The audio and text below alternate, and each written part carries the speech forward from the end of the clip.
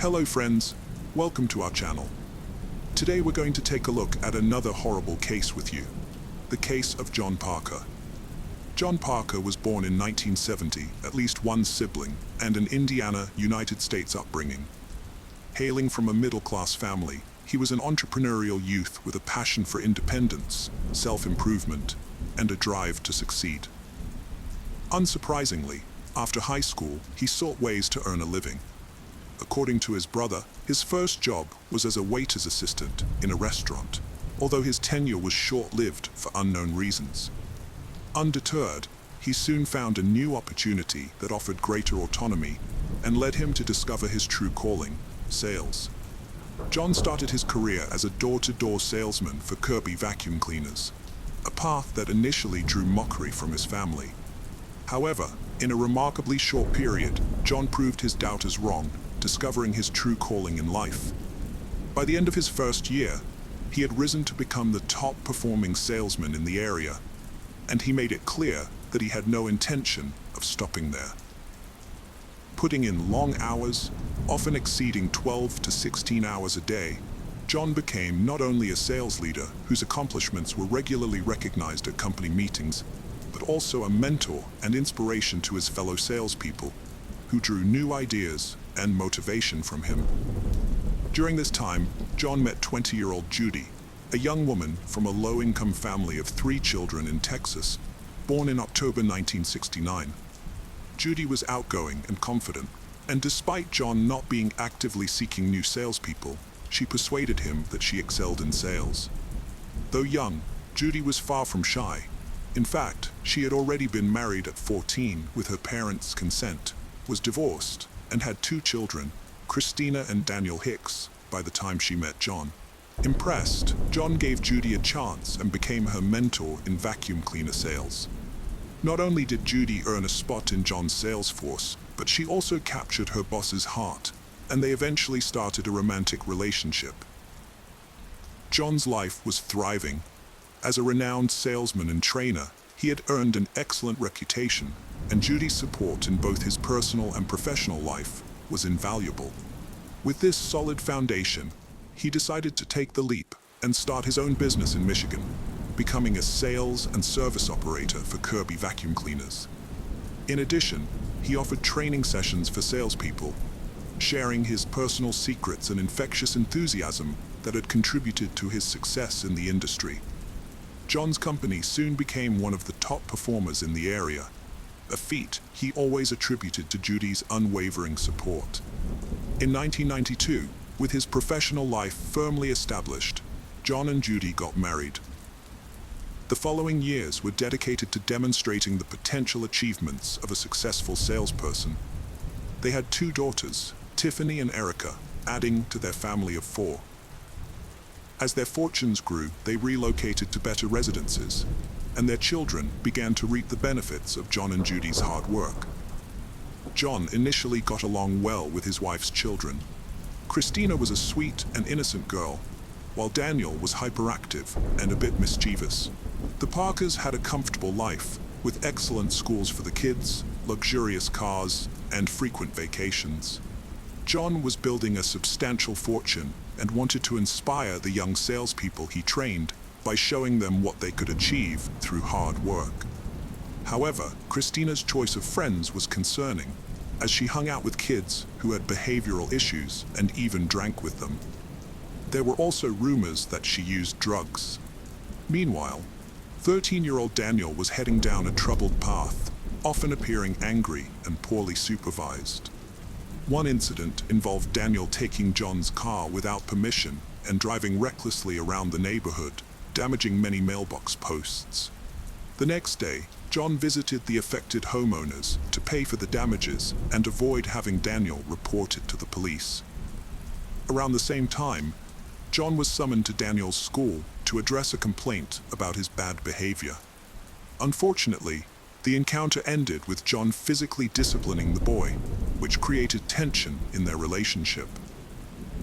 After 9 years together, Judy decided it was time to introduce her family to the humble Texas town where she grew up, and to reconnect with one of her brothers who still called it home.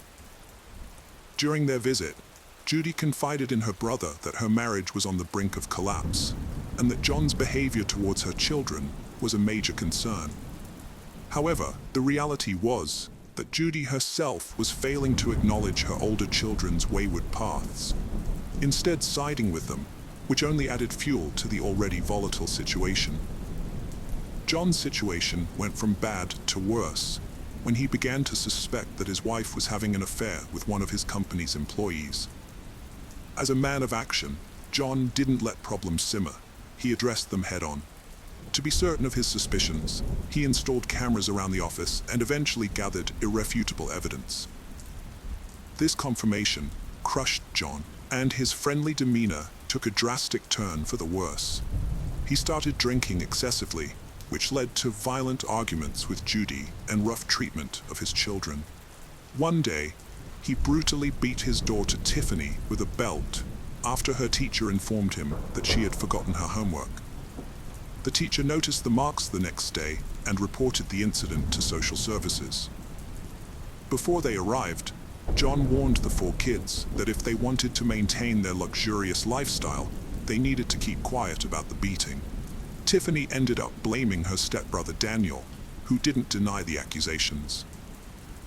John's bad mood didn't only affect his family, it also had a significant impact on his employees and the company's clients, who suffered from his outbursts of rage as a result of his wife's infidelity.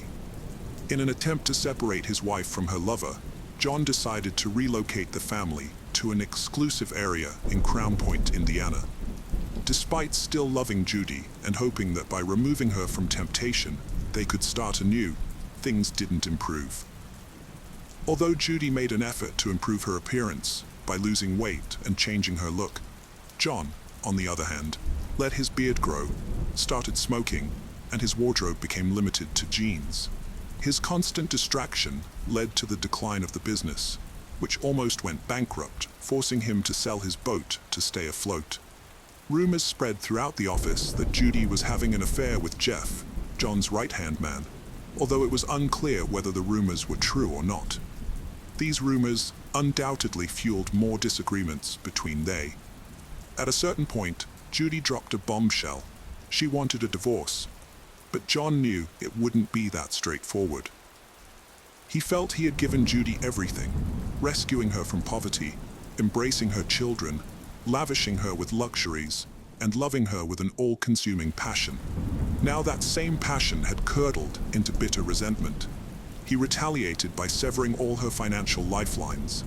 He made it crystal clear, if she walked out, she'd leave with nothing. And he had the ultimate trump card, a recording of her illicit affair with a colleague. At the start of 2003, the strained relationship between John and Judy had taken its toll on their children, whose behavior continued to deteriorate.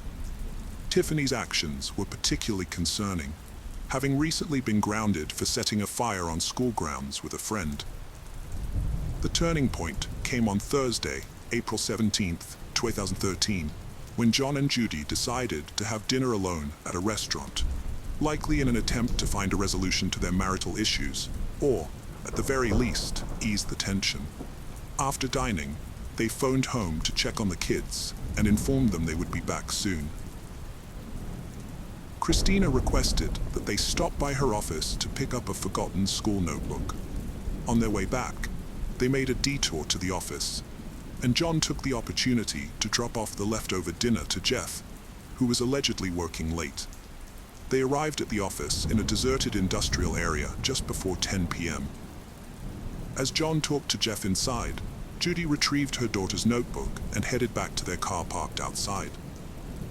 Moments later, John emerged from the office and opened the rear door on the driver's side to search for something in the vehicle.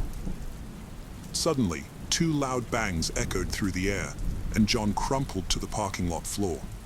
Almost instantly, 911 operators received frantic calls from Judy and Jeff. Police and medical assistance units responded to the scene within minutes. Tragically, John, 33 years old, had been shot in the back of the head and was declared dead at the scene.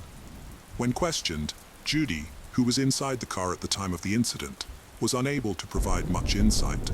She stated that she had been sitting in the car when her husband emerged from the office, opened the back door on the driver's side, and immediately heard 2 shots. Judy recalled that upon hearing the gunfire, she instinctively hid, using the seat for cover, and when she finally looked up, she caught a glimpse of a dark-clad figure fleeing the scene. John's wallet was missing, leading investigators to initially suspect a robbery. However, as they delved deeper into the scene, doubts began to arise. Several questions troubled the investigators. Why would someone target this desolate industrial area at night, with no one around to witness the crime? If it were a robbery, why would the perpetrator take John's life first and then steal his wallet, when they could have easily taken the $20,000 gold Rolex he was wearing, as well as other accessible jewelry? And why didn't the thief search John's pockets, a common practice in such assaults? 2 bullet casings were recovered at the scene, corroborating Judy's account of hearing 2 explosions. One of the shots had killed John almost instantly, while the fate of the second remained unclear due to a lack of official information. With their minds racing with questions, the investigators launched their inquiry. And naturally, Judy was the first to be questioned. She revealed that her husband had a dispute with a company employee sometime prior and was able to identify the individual. However, beyond this, Judy was unable to provide any further insight beyond her initial statement at the scene. Jeff, likewise, proved unhelpful. He was inside the office and only emerged after hearing the shots, by which time everything was already over. Meanwhile, the authorities contacted the Parker residence, where Christina answered the call and was informed of her stepfather's passing. With the robbery motive all but dismissed, detectives shifted their focus to John's inner circle, starting with the disgruntled employee who had allegedly harbored resentment. The man acknowledged their intense argument, but claimed it had been amicably resolved, and his alibi checked out after a thorough investigation. The investigation subsequently cast a wide net, encompassing nearly everyone close to the young businessman: business partners, past and current employees, competitors, and even John's friends and family. The only somewhat suspect discovery was the interaction between the widow and the company's general manager, though it ultimately yielded no concrete evidence. Judy's demeanor at her husband's funeral was peculiar, to say the least. Observers noted that she seemed cheerful, chatting with friends and acquaintances, a stark contrast to the somber mood expected of her. Meanwhile, her ex-husband, father of their 2 children, appeared surprisingly at ease, casually reading a newspaper during the service. 4 days after John's murder, 15-year-old Daniel was questioned about his involvement. 6 months prior, Daniel had paid gang members to kill his stepfather, but they kept the money and didn't follow through. After John's murder, investigators looked into Daniel again.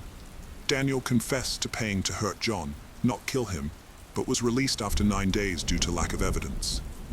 Later, it was revealed that John's issues with Judy's children had sparked a deeper investigation into Daniel, which led to suspicions about Judy's 17-year-old daughter, Christina.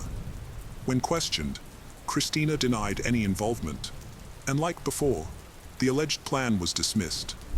Investigators became curious about the funding behind these schemes, suspecting Judy as the primary source, given that both teenagers had expressed a desire to eliminate John. Further inquiry revealed that Judy and John's relationship had significantly deteriorated prior to his death, with at least one of Judy's extramarital affairs coming to light. However, sources indicated that John was committed to salvaging the relationship and had no intention of leaving his wife. The primary motive behind Judy's alleged targeting of her husband seemed to be financial, with detectives discovering 2 life insurance policies totaling $1 million. Judy had attempted to claim this money following her husband's death, but the insurance company initially refused to pay out, citing the ongoing investigation into his death. The payment was further complicated by John's father, who harbored suspicions about Judy's involvement in his son's demise. Despite these leads, the case eventually stalled, with only circumstantial evidence available. However, significant changes occurred within the Parker family household. Judy was rarely home, preoccupied with her new partner, Jeff, John's trusted manager. In her absence, the older siblings took care of their younger half-sisters, Tiffany and Erica. Months later, Judy and Jeff decided to move out of state with Judy's younger daughters, while Daniel went to live with his biological father. Christina remained in the house, now pregnant and with a boyfriend. Although the case stalled, authorities stayed vigilant, revisiting files for a break. After a new lead, they questioned Christina and Daniel's schoolmates, who confessed to selling them a gun. This tip led detectives to Christina's family land, where they found bullet casings matching those from John's crime scene. In 2007, a narcotics officer, who had been investigating Christina's ex-boyfriend in a drug-related case, came forward with crucial information. The ex-boyfriend, seeking a more lenient sentence, revealed a conversation he had with Judy in which she implicated her son Daniel as the one who had fired the fatal shot that killed John.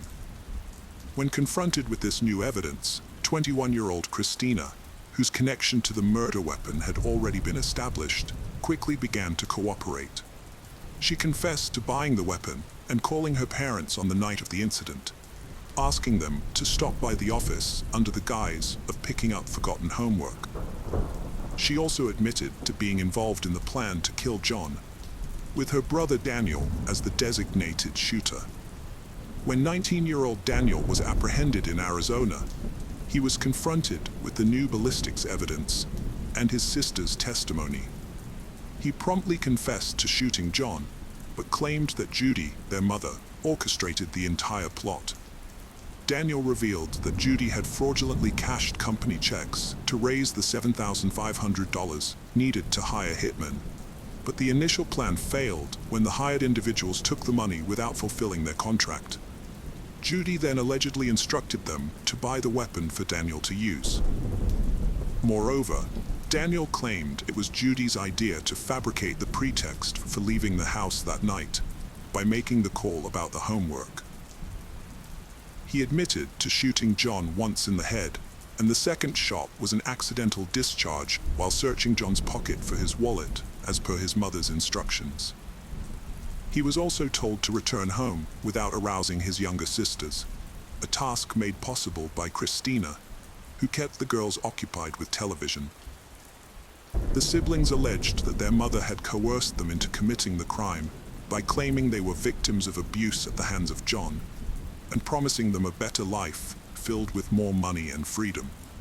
It was also disclosed that this was not Judy's first attempt to kill her husband, as she had previously attempted to poison his food, resulting in only a brief hospitalization for John under the pretense of food poisoning. By the end of 2007, Christina and Daniel were formally charged with murder and conspiracy.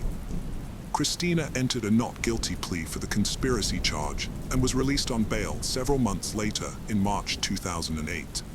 Daniel, then 20 years old, pleaded guilty to a conspiracy charge for involvement in his stepfather's murder and agreed to cooperate, implicating his mother in the crime. In exchange, prosecutors agreed not to pursue the more serious charge of murder, although Daniel still faced a sentence of 20 to 25 years in prison.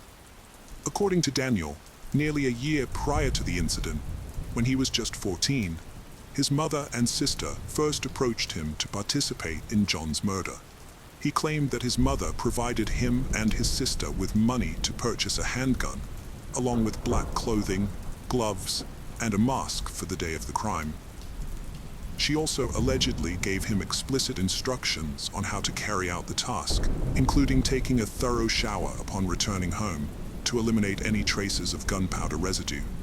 Ultimately, Judy took it upon herself to dispose of the weapon, the clothes worn during the crime, and her husband's wallet. In July 2009, 6 years after her husband's death, Judy faced the inevitable and surrendered to the authorities, agreeing to plead guilty to conspiracy to commit murder. By doing so, she acknowledged her role in planning, executing, and covering up the crime. The prosecution requested a life sentence with a minimum of 28 years and a maximum of 35 years. Nearing 40, Judy was sentenced to 33 years in prison in late August 2009. The following month, Daniel received a 23-year sentence, and in early October, Christina, who pleaded guilty to aiding a criminal, was sentenced to 5 years. Press reports indicate that Daniel was released in 2017 after participating in a community transition court program and subsequently lived a low-profile life. Christina served 4 years of her sentence and was released in 2013, but tragically died from a drug overdose shortly after her release. This case is defined by unrelenting greed. Judy's difficult early life and subsequent success only fueled her insatiable desire for more, driving her to commit appalling crimes. Tragically, her actions not only ruined a thriving entrepreneur, but also had a profound impact on her 4 children, resulting in 2 being imprisoned and leaving the younger ones once again without their father and mother. The case of Jonia Berry.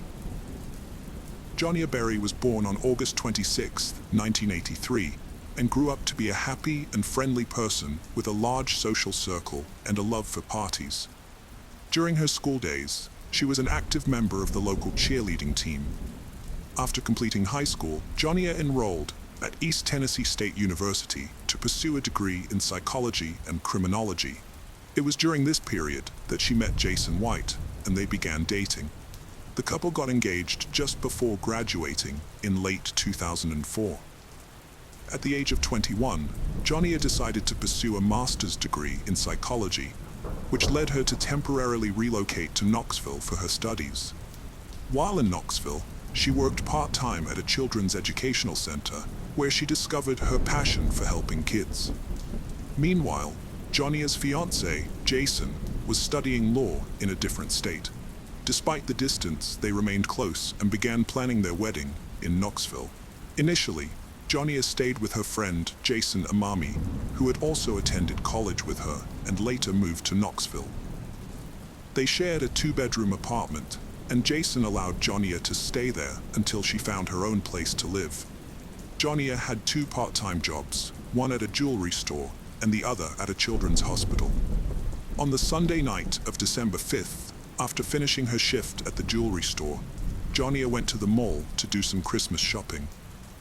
Later, she returned home and spent her evening wrapping presents for the children at the educational center, chatting with her neighbor, and then retreating to her room. Before going to bed, she had a phone conversation with her boyfriend. Around 4 in the morning, Jason Amami was awoken by a scream from a woman. At first, he thought Jonia was having a nightmare, so he went to her room to check on her. However, he was shocked to find a stranger wielding a knife. The intruder attacked Jason, and they engaged in a fierce struggle. Eventually, Jason managed to fend off the attacker and made a dash for the door. He rushed out of the apartment and ran to the nearest convenience store, almost a kilometer away, to call for help. When the store clerk saw Jason, who was covered in blood, they immediately called 911. Jason explained to the police what had happened when they arrived at the scene. At their apartment, the police found Jonia lying in the hallway that connected 5 apartments. She was still alive, but barely conscious. When the police questioned her about the attacker, she could only provide weak clues. The police searched the entire building and the surrounding area, but were unable to find the attacker. They rushed Jonia to the nearest hospital, where despite the doctor's best efforts, they were unable to save her. The doctor reported that she had suffered more than 20 stab wounds, making survival highly unlikely. Jason had 8 wounds from the attacker. Although only 1 was critical, he received medical attention and his life was no longer in danger. Meanwhile, the detectives began investigating the crime scene. They discovered blood in the hallway, indicating that Jonia had attempted to seek help from her neighbors, but none of them had opened their doors. Next to Jonia's room, the detectives found the murder weapon, a kitchen knife that belonged to Jason, which the attacker had used with such force that it became bent and damaged. the police discovered blood near the back door of the apartment and on the stairs leading to the street. As Jason and Jonia had exited through the front door, detectives believed the killer likely escaped through the back door in Jason's room. Another clue was found, a partial footprint, possibly left by the attacker when they followed Jason and attacked him. The brutal nature of Jonia's murder led police to suspect a personal motive.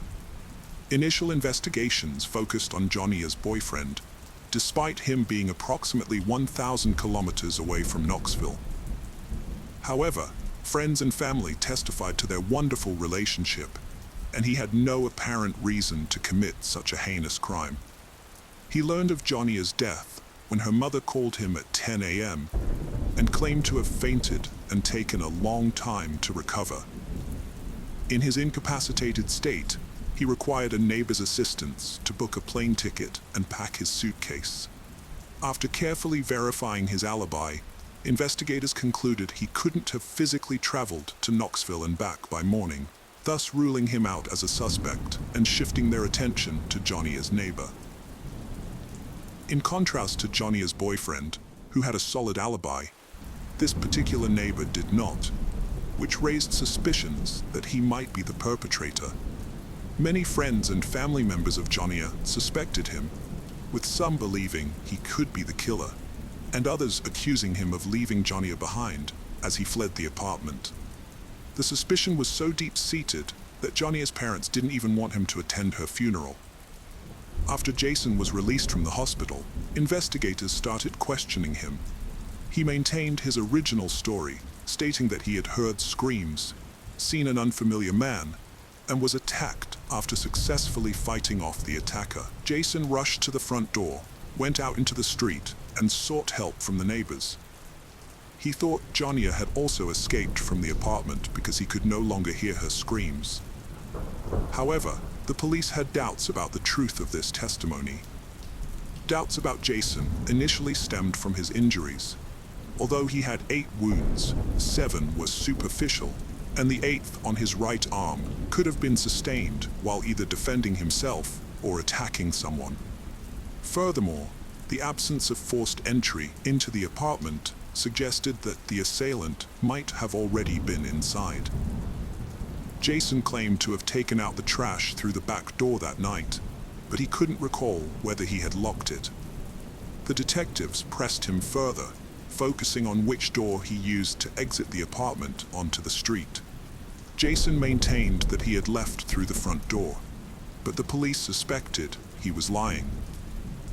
If Jason had actually exited through the back door, it would account for the bloodstains near the door leading to the stairs, thereby heightening suspicions against him. Additionally, the police accused him of using and selling illegal drugs and of becoming aggressive when he couldn't get his fix. Jason denied all these allegations, but the investigators continued to level various charges against him. After spending several hours at the police station, the detectives asked Jason to take a polygraph test, and to their surprise, he accepted. An expert was brought in to administer the test, during which Jason was asked a series of leading questions. When the test was over, the investigators told him that he had failed, suggesting that his responses were false. This news caused Jason to become extremely upset, shouting that he was innocent and had no involvement in the crime, that his life was in danger, and that the real perpetrator was still at large. Despite his protests, the detectives remained skeptical.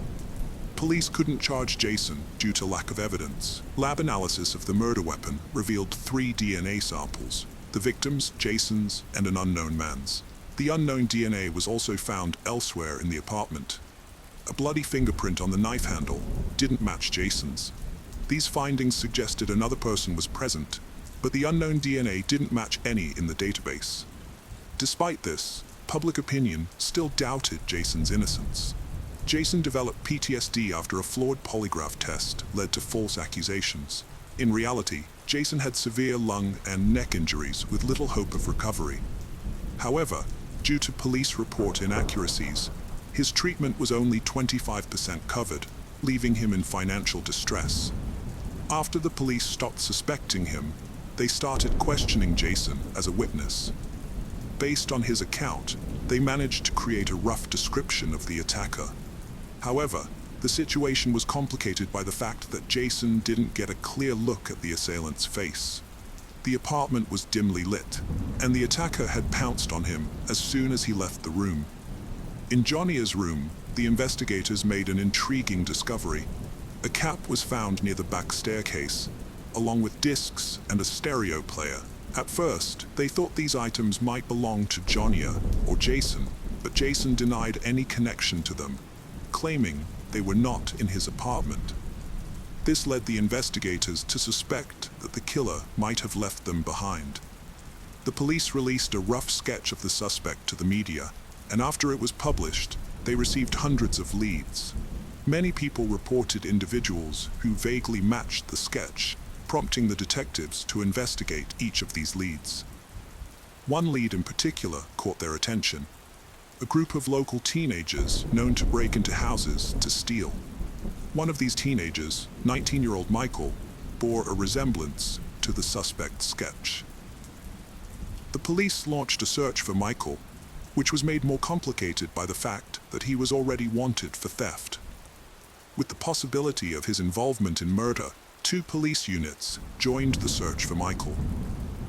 They tracked down Michael and brought him in for questioning about the murder. As soon as he was in custody, the investigators turned their attention to his shoes, which had a tread pattern that was similar to the footprint found at the crime scene. They took DNA and fingerprint samples from Michael and sent them to the lab for analysis. While waiting for the results, they questioned him, and he made a surprising confession. Michael claimed that he and a friend had broken into Gia's apartment that night, intending to steal valuables. However, he said his friend had taken a knife and attacked Gia. But the detectives soon grew suspicious of Michael's story. The details he provided didn't match the evidence they had collected, and there was no sign of 2 strangers at the crime scene. The lab results only added to their doubts. Michael's DNA and fingerprints didn't match those found at the murder scene, and his shoes didn't match the tread pattern found in Gia's room. In the end, the police concluded that Michael had made up the whole story. It may seem strange, but it's not uncommon for people to falsely confess to high-profile crimes, often to get attention or a reward. It's unclear what motivated Michael, but his confession turned out to be completely false. Following the murder, investigators questioned over 1,000 potential suspects and collected around 400 DNA samples. However, none of them matched the evidence found at the crime scene. In an effort to encourage people to come forward with information, a reward was offered early on in the investigation. As time went on, the reward amount increased each month. By December 2005, a year after the murder, the reward had reached $60,000. The state governor also contributed an additional $20,000 from his own funds, drawing even more public attention to the case. Despite the many leads, all of them ultimately led to dead ends. As a result, the case remained unsolved for several years. In 2007, the victims' parents took action seeking changes in state legislation. They found it surprising that the murderer's fingerprints and DNA were not in any databases, considering the brutality of the crime. The parents refused to believe that this was the perpetrator's first offense. They later discovered that, according to Tennessee laws, fingerprints and DNA samples were only collected from people who had been convicted of a crime. Jason's parents were determined to bring about change. They took an active role in shaping a new law that required the collection of DNA samples from all individuals arrested for violent crimes. The authorities backed this initiative, and the law was passed in May 2007. 2 months later, a significant breakthrough occurred in the case. The police arrested 22-year-old Taylor Lee Olson for violating his probation terms. Olson had a lengthy criminal record, mainly involving theft, check forgery, and auto theft, with multiple previous arrests. Remarkably, despite his history of run-ins with the law, his fingerprints and DNA had never been collected. Olson lived with his girlfriend and their newborn daughter, but his criminal activities persisted. It was revealed that Olson had already come to the investigators' attention 5 months earlier when they received a tip about his possible involvement in the murder.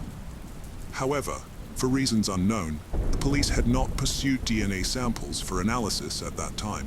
Nevertheless, with his new arrest for probation violation, they finally decided to question him about Jonia's case.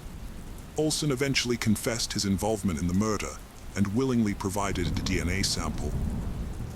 When the lab results came in, it was confirmed that Taylor's DNA was a complete match with the sample found in the victim's apartment. Following this, they collected his fingerprints, which also matched the fingerprint on the murder weapon. Olson was subsequently arrested, and detectives began to question him. Initially, Olson said he was not guilty, but he eventually decided to confess to his actions. Taylor claimed that on that night he had intended to steal Jonia's car and had entered her apartment through the back door to find the car keys. When he entered her room, she woke up and began screaming. In response, Olson grabbed a kitchen knife and stabbed her multiple times. However, he insisted that he hadn't intended to kill anyone and that it had all occurred accidentally.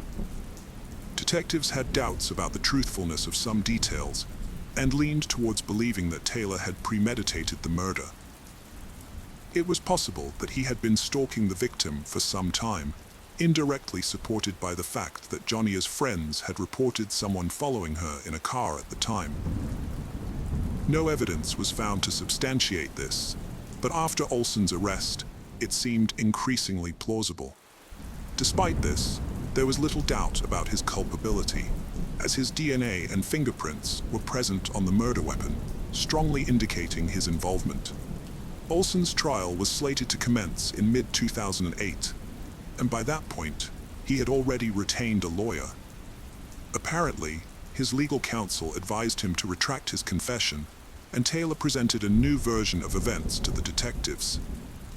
Now, he claimed that he had entered Jonia's apartment with his friend named Noah Cox.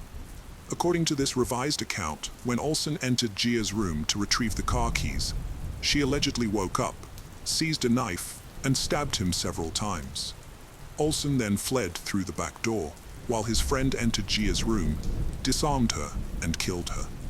This new narrative raised suspicions among the police, as they found no fingerprints or DNA from other individuals at the crime scene, making it appear unlikely that anyone else was involved. Detectives awaited the start of the trial, but it never occurred. On March 28, 2008, Taylor Olson took his own life in his prison cell. Alongside him, several suicide notes were discovered, addressed to his family, Joan, his relatives, and the police. In the note to the detectives, he once again alleged that his friend Noah Cox was the actual perpetrator and also apologized to Gia's family and his own. Detectives continued to believe that Olson was responsible for the murder and repeatedly questioned him, but they found no evidence implicating him. Gia's parents also remained skeptical, believing that Olson was lying. In their view, if Taylor was truly innocent, he wouldn't have taken his own life. It seemed more likely that he simply did not want to spend the rest of his life in prison. Furthermore, for several months following his initial confession, Olson had consistently maintained that he had entered the apartment alone and that there was no one else with him. The sudden change in his story to shift blame onto his friend raised further doubts. The case of Jessica Bardwell. A team of detectives and FBI agents visited a remote ranch in Farmersville, North Texas, in the evening, and they immediately began searching the wooded area. They soon found a piece of metal covering something, and nearby there was an overwhelming smell of decay. Although the smell was unbearable, the officers were prepared for what they might find. When they removed the metal, they found a female body wrapped in a blue sheet, covered with a blanket and 2 red and gold towels stained with blood. A pile of trash mixed with dirt served as a makeshift grave for the victim. It was clear that the perpetrator was inexperienced, as their attempts to hide the body only made it more noticeable. The condition of the body was terrible, having decomposed significantly under the scorching sun for a week. It took experts 7 days to officially identify the victim, and they did so by requesting dental records of the presumed victim. The investigation suggested that the discovered body belonged to 27-year-old Jessica Bardwell. The examination revealed that her death was the result of a crime, but the exact cause could not be determined due to the body's advanced decomposition. Notably, an anonymous informant provided crucial information that led to the discovery of the body, but their identity was not disclosed. Jessica Bardwell, a beloved daughter and friend, had seemingly vanished from the home she shared with her boyfriend, Jason Lowe. Her father, Gary, sensed trouble and set out from Mississippi to Texas to search for her, following his instincts that she was in danger. Let's start from the beginning. Gary had an exceptionally strong bond with his daughter Jessica. He recalled being deeply moved when she was born on September 10, 1988, in Pascagoula, Mississippi. Gary and Carla Bardwell were wonderful parents to Jessica and her older brother Brandon. The siblings got along well, with Brandon always protecting his little sister from bullies. Their grandmother, Kitty, who adored her grandchildren, would often visit and engage in fun activities with them, such as reading books, sharing life stories, and playing games. In short, they were a quintessential American family. Jessica was a happy and kind girl with a unique style. She dreamed of working in the beauty industry and opening her own salon. When she was 14, her parents got divorced, and she chose to live with her father, Gary, with whom she had a warm and trusting relationship. Gary, a firefighter, remarried Gina, who was an excellent homemaker and took good care of Jessica. As Jessica grew up, she wanted to be independent and moved to Orange Beach, Alabama, where she worked as a waitress at Cobalt Restaurant. She kept in touch with her father, who would visit her and take her boating and fishing. Jessica's friend and restaurant manager, Kimberly, admired the strong bond between Jessica and her father. At Cobalt, Jessica met Terry, and they started dating. However, she soon fell for Jason, a friend of Terry's, and left him for Jason. This new relationship turned her life around, and Jason promised to help her achieve her dreams. He got a job in Dallas, Texas, and Jessica followed him, without telling her father, afraid of disappointing him. In Dallas, Jessica searched for a new job and looked for a location for her salon. She and Jason planned to get married and buy a house. However, her relationship with her father suffered, and she stopped answering his calls. Gary was worried and eventually found out about Jason and Jessica's move. He tried to re-establish contact, but discovered that Jason controlled all communications. Months later, Jessica contacted her father, and he met Jason when they visited Pascagoula. Gary disliked Jason and tried to convince Jessica not to return to Texas, but she insisted on following her dreams. Despite Gary's concerns, Jessica seemed happy and didn't show any signs of distress. Gary's fatherly instincts kicked in after meeting his daughter's boyfriend, Jason, prompting him to write a song titled "Taken" for his daughter. Unfortunately, his concerns proved justified. 4 months after Jessica moved to Texas, she suddenly stopped responding to her family's calls. The final straw came on May 8th, when she failed to wish her mother and stepmother a happy Mother's Day, a gesture uncharacteristic of her. Gary sensed something was terribly wrong, especially since she missed a cherished family holiday. He immediately called Jason, who claimed he didn't know Jessica's whereabouts, citing their open relationship as the reason. However, Gary knew this was a lie, as Jason controlled every aspect of Jessica's life. The next morning, Gary drove to Texas, suspecting Jason's involvement in his daughter's disappearance. He messaged Jason, warning him that he would face consequences if Jessica wasn't home when he arrived. Upon reaching their apartment, Gary found no trace of Jessica or her belongings, but Jason continued to feign ignorance. Later, Kimberly shared disturbing details about Jessica's relationship with Jason. He had wasted money on drugs and entertainment, and his promises to help Jessica achieve her dreams had vanished. In private, Jason was rude and aggressive, leading to frequent conflicts with Jessica. With Jessica still missing, Gary filed a missing person report with the Richardson police. Detective Hiram Hall, a father of 3 daughters, led the investigation into her disappearance. The police spoke with Jason several times, inspecting the house, but found no trace of Jessica. Jason claimed he last saw Jessica on May 8th, leaving without explanation, possibly to visit her parents. However, investigators discovered that Jessica had actually sold her car 3 weeks earlier, a fact Jason knew about since he was present at the sale. This raised suspicions, prompting the police to interrogate him again on May 12th. During the investigation, police found cocaine in Jason's kitchen and a suspicious substance in his garage. The Audi car inside the garage had mud stains and a detached bumper. Although the car was empty, the police suspected Jessica might be inside. The smell of decomposition led them to examine the trunk, where they found blood stains.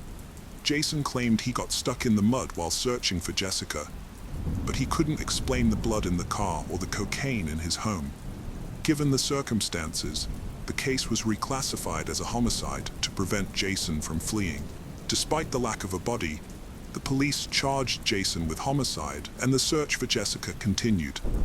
Eventually, her body was found, and the autopsy report revealed that she had been brutally discarded. A year later, Jason claimed the incident was an accident and hoped for the jury's understanding. However, the prosecution faced challenges in building their case, and the defense staged a mock trial that resulted in a not guilty verdict. After Jason revealed the location of Jessica's body, he received a shorter prison sentence, allowing her family to give her a dignified burial. Jessica's father, Gary, was consumed by grief and anger, seeking justice in a unique way. He took a photo of Jason, placed it on a stump, and hit it with a 12-pound sledgehammer, finding some small comfort in this form of emotional release. Gary struggled to cope with his loss, feeling guilty for not persuading Jessica to stay away from her controlling boyfriend, Jason. He had hoped she would break up with him, but she had chosen to give him another chance instead. During the trial, Gary replayed their last conversations in his mind, including a call from Jessica when she admitted he was right about Jason after an argument. Although she had briefly found shelter with a friend, she had returned to Jason the next day. Gary had reluctantly accepted her decision, a choice he would later regret deeply. When Mr. Bardwell arrived in Texas, he was determined to seek justice. During her opening statement, prosecutor Cynthia Walker described Jason as a complex person who few people wanted to associate with due to his history of substance abuse, which often triggered violent outbursts. It's possible that Jessica was a victim of one such episode. Prosecutor Wes Wynn called upon Jason's former girlfriends to testify. They corroborated the prosecution's claims, sharing their own fears of Jason's aggression, which was fueled by jealousy. Like Jessica, Jason had isolated them from their loved ones and exhibited manipulative and deceitful behavior. These traits ultimately led each of them to end their relationships with him, which required careful planning and caution. However, Jason was able to present himself as a superior individual to many people, deceiving them about his true nature. In response to the allegations, Jason revealed that he had started using drugs at the age of 13, influenced by his friends, which led to addiction. Despite his struggles, he managed to earn multiple degrees and secure a job with a well-known global company, demonstrating his determination to not let his addiction define him. Jason admitted to planning to fulfill Jessica's dream of building a family together, motivated by his love for her. However, the prosecution presented a different image of Jason, contradicting his claims. The investigation revealed that Jessica died between May 1st and May 3rd, likely on the day she argued with her neighbors, the Jordans, and was last seen alive. After the argument, Jason moved Jessica's body to the garage and placed it in the trunk of his car, where it stayed for several days. Forensic evidence confirmed that the blood found in the Audi belonged to Jessica. Jason then transported her body to a remote farm and hid it in the nearby woods. The sheet used to wrap the body was later found to be part of Jessica's bedding set, which Jason still had in his home, despite Jessica's death and her body decomposing in the car. After Jessica's death, the accused continued to see multiple women, and his phone contained evidence of this, including flirtatious messages and intimate photos that he had sent to them before meeting them at his apartment. Jason claimed that he was trying to distract himself from his emotional pain and guilty feelings by using substances, which he believed made dealing with reality easier. The investigation discovered Jason's presence at Jessica's time of death through a clever tactic. Because Jason had consistently denied any involvement, detectives asked Tommy Jordan, someone who knew Jason, to have a conversation with him while being monitored. During this conversation, Jason finally admitted to making a terrible mistake with Jessica, expressing guilt and remorse, although he only acknowledged culpability for criminal negligence. Jason's statement to the police was seen as a confession, and they realized they had caught him. Jason made a deal with the prosecution and revealed the location of Jessica's body. At the trial, he finally told his side of the story. According to Jason, he and Jessica had taken libido-enhancing pills that evening and got intimate in the shower. During the shower, Jason slipped and Jessica fell, hitting her head on the bathtub. She complained of feeling hot and dizzy and sat down. Jason claimed he offered to call an ambulance, but Jessica refused, saying she just needed to rest and sleep. However, the next morning, Jason found her lying on his chest, unconscious and not breathing. Despite his attempts to revive her, Jessica was dead. Scared of being accused of murder, Jason hesitated to call the police and decided to take matters into his own hands. He initially left the body in his car and later hid it on a remote farm, carelessly dumping her in a pile of trash without a proper burial. However, Jason's story was not believable due to his questionable character and the medical examination findings. The autopsy revealed that Jessica had suffered severe head injuries that couldn't have resulted from just falling in the shower, indicating that Jason had attempted to cover up evidence of physical abuse. As a result, his entire story was proven to be a fabrication. After 6 hours of deliberation, the jury found Jason guilty. Judge Scott Becker sentenced Jason Lowe to 50 years in prison, a reduced term due to a plea deal with the prosecution. Jason won't be eligible for parole until at least 2041. At the sentencing, Gary, Jessica's father, felt relieved that justice had been served, but was disturbed by Jason's lack of remorse. 2 of Jason's ex-girlfriends, including Chrissy Chambers, were present at the sentencing. Chambers expressed sympathy for Jessica, warning her to get out of the relationship if she could. Even now, Jason maintains his innocence, claiming the homicide was an accident. Unfortunately, Jessica didn't recognize Jason's true nature until it was too late.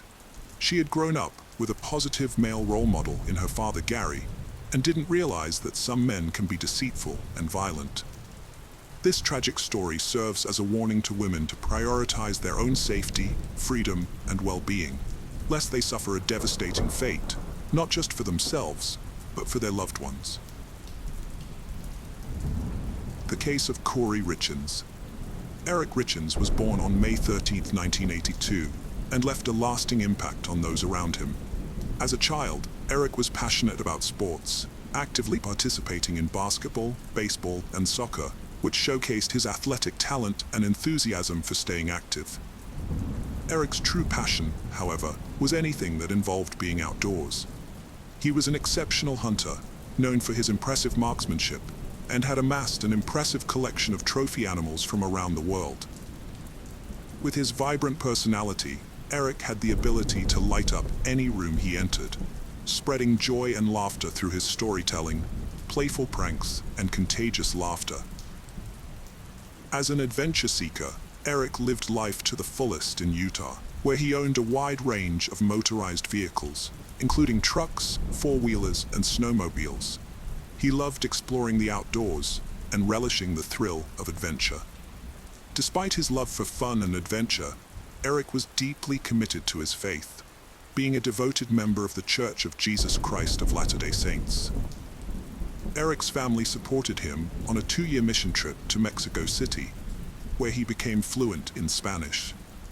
After high school, he attended the University of Utah, earning a degree in international studies with a minor in Spanish in 2009.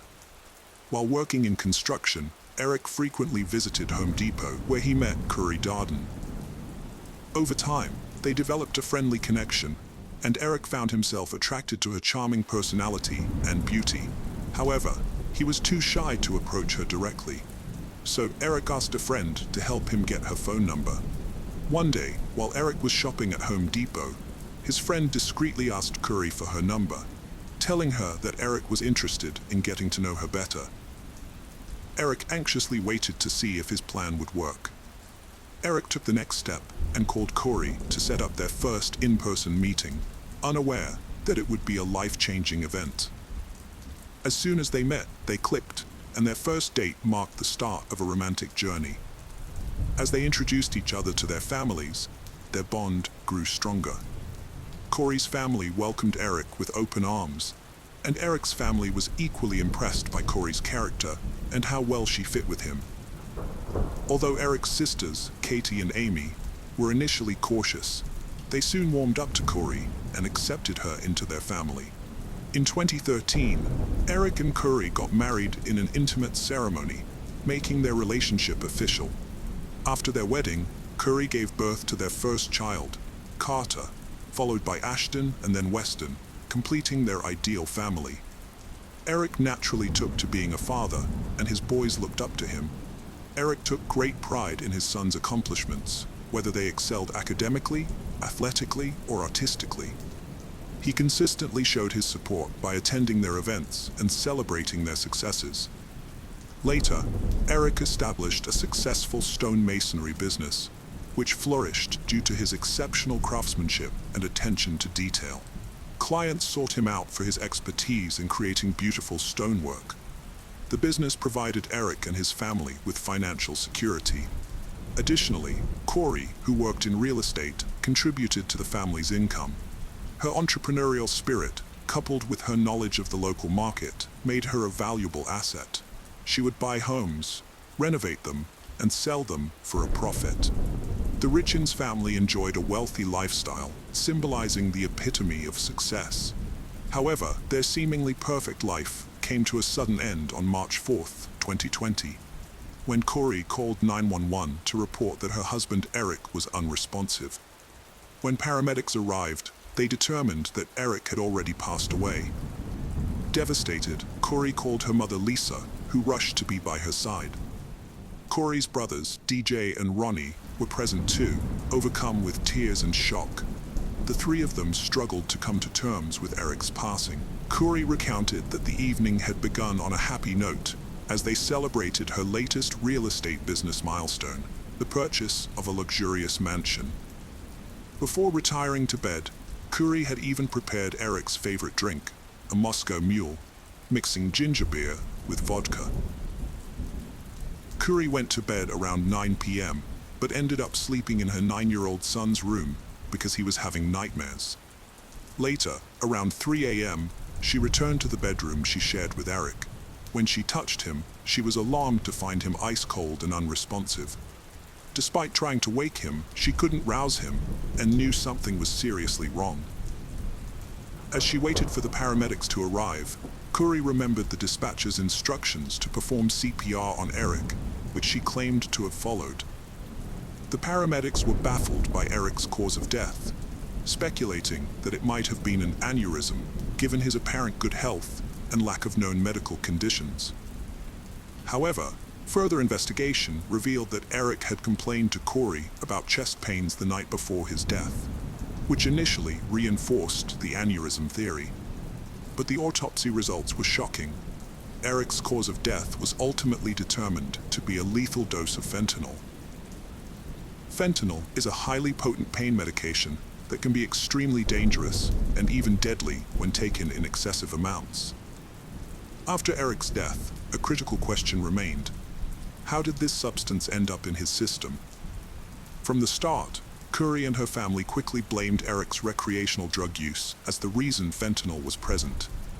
Curry explained that Eric would take a THC-infused gummy every night to relax, as he preferred THC, the psychoactive ingredient in cannabis, to unwind. However, Curry, her mother, and brothers had concerns about the origin of these gummies, suspecting that Eric didn't always buy them from trustworthy sources, and instead purchased them illegally. Eric's family strongly disagreed with these claims, believing there was more to the story, and urged investigators to explore other possibilities. Despite trying to move on, Curry faced significant challenges, according to her brother Ronnie, as the absence of their husband and father left a huge gap in their lives, leading their 3 sons to act out due to the uncertainty surrounding his death. Corey, grieving and seeking comfort for her children, turned to a creative outlet to cope with her emotions. She wrote and self-published a children's book on Amazon titled Are You With Me?, which aimed to help kids understand and deal with the loss of a loved one. The book tells the story of a young boy struggling to come to terms with his father's death through illustrations and narrative. In the book, Corey portrayed Eric, her late husband, as a protective angel always watching over their son. Her mother, Lisa, praised the book, saying it brought some comfort to Curry and her grandchildren as they navigated their emotions and rebuilt their lives. However, detectives investigating Eric's death soon uncovered evidence suggesting foul play. Just weeks after Curry appeared on local Utah news stations promoting her book and sharing her grief, she was arrested and charged with her husband's murder on May 8, 2023. The community was stunned by the arrest, and the tragic turn of events transformed what was initially a heartwarming story of a grieving wife and mother into an unbelievable tale of betrayal and tragedy. Curry is accused of murdering Eric by poisoning him. Eric's family believes Curry deliberately put a lethal dose of fentanyl in the Moscow Mule she made for him on the night he died. However, Curry's lawyer claims that no fentanyl was found in the glasses at their home. Curry denies any involvement in Eric's death, saying she had no reason to harm him. Her mother, Lisa, was shocked to hear about her daughter's alleged involvement and told investigators that the couple was happy and had no reason to kill each other. But as detectives dug deeper, they found that Curry and Eric's relationship was not as perfect as they seemed. The couple had disagreements, and Curry, who had given up her career to be a stay-at-home mom, wanted to be independent. She was also growing increasingly frustrated with Eric's frequent hunting trips. According to Lisa, Eric was unfaithful in his marriage, and he confided in her about the affair along with Curry. To address their marital issues, Eric and Curry sought counseling. However, Eric's family denies that he ever cheated on her. Eric genuinely loved his sons and wanted to save the marriage. Despite his efforts, Eric was preparing for a potential divorce. He set up a secret trust with his sister Katie without revealing his intentions. The investigation uncovered that Eric had 6 life insurance policies worth $3 million. Furthermore, Curry forged Eric's signature on an additional $100,000 policy just 2 months before his death. It was also discovered that Curry allegedly stole money from Eric's personal accounts and misused business funds over several years. Contrary to her claims, Curry's house-flipping business was failing, according to Eric's family representative. Curry's company was deeply in debt, with millions of dollars owed. According to the spokesperson, Curry urgently needed cash, and a prenuptial agreement signed before the marriage stated that she would not inherit the business assets if they were to divorce. However, if Eric were to pass away before her during their marriage, the assets would transfer to Curry. The spokesperson's claims were disputed by Curry's attorney, who maintained that the business was not in financial trouble. The attorney explained that the debt was a normal part of the house-flipping business, as it relied on lines of credit that would be repaid once the properties were sold. Curry's attorney clarified that the large debt figure mentioned was simply a result of regular business transactions. Curry's mother, Lisa, recalled that Eric had been supportive of Curry's business ventures, particularly when they bought the mansion where they were celebrating on the night of his death.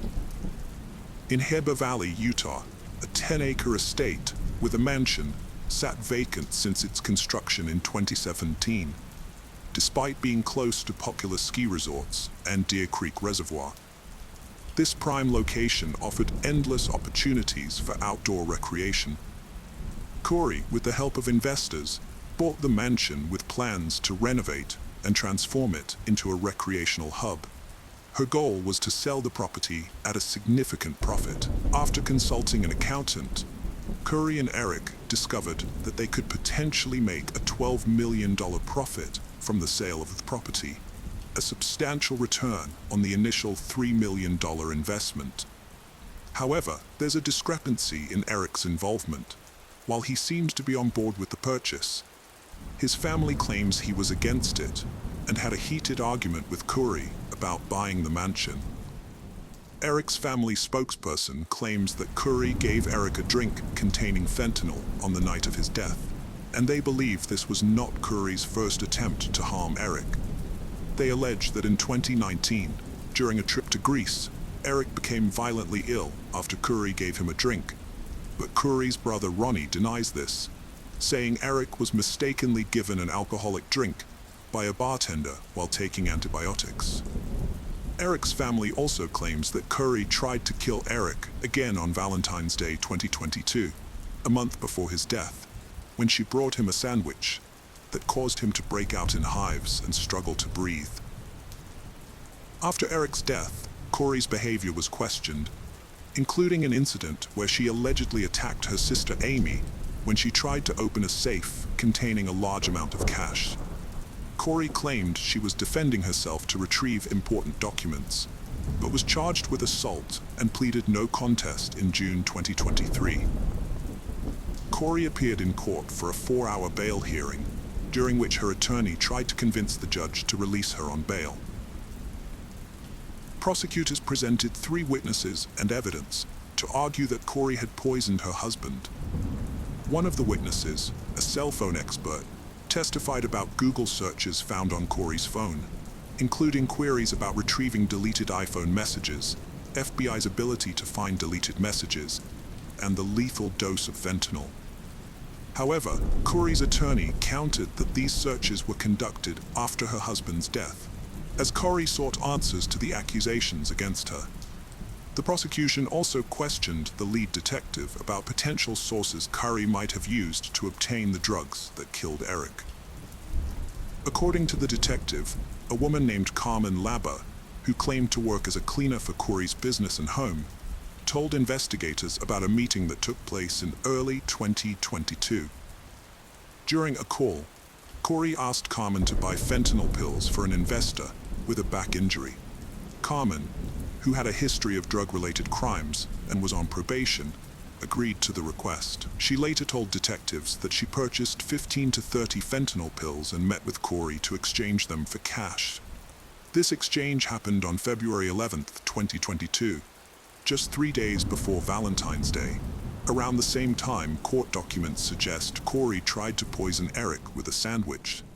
Carmen also told detectives that Corey contacted her again, looking for even stronger drugs. She said Corey paid her with a check this time. Specifically, Carmen claimed that Corey wrote her a check for $1,300 about a week after Eric's death. However, Corey's attorney questioned whether the check could have been payment for cleaning services instead, and the detective acknowledged that this was possible. Corey's lawyer tried to discredit Carmen by pointing out her criminal history, including 4 first-degree felonies, and suggesting that she might not be a trustworthy witness. The lawyer claimed that Carmen may have been coerced into saying she sold drugs to avoid a long prison sentence, as the detective allegedly told her she would face serious consequences if she didn't cooperate. The lawyer also asked if there was any physical evidence to prove Carmen had bought drugs. The detective admitted that they found no text messages showing Corey asking Carmen for drugs, and no witnesses came forward to confirm they had seen the exchange. At the bail hearing, Eric's sister spoke to the judge, expressing her family's distress over Eric's death, and their fear that if Corey was released on bail, he would cause them further pain. Eric's sister asked the judge to keep Corey in custody, and the judge accepted her request. Meanwhile, Corey's family was upset because Corey was not allowed to leave jail before her trial and would have to stay there. They believed that Corey's time in jail was affecting her mental and physical health. In 2023, something serious happened to Corey while she was taking medicine given to her by the jail officials. She had a seizure and was quickly taken to the hospital from the jail. While Corey was in jail, she claimed that the officials gave her the wrong medication, which caused her to experience adverse effects. Fortunately, she recovered after being treated at a hospital. During her hospital stay, jail officials found a handwritten, unsent letter in her cell. They filed it into court records, claiming it was a note from Corey to her mother. Prosecutors argued that this letter provided additional evidence of Corey's intentions and motivations.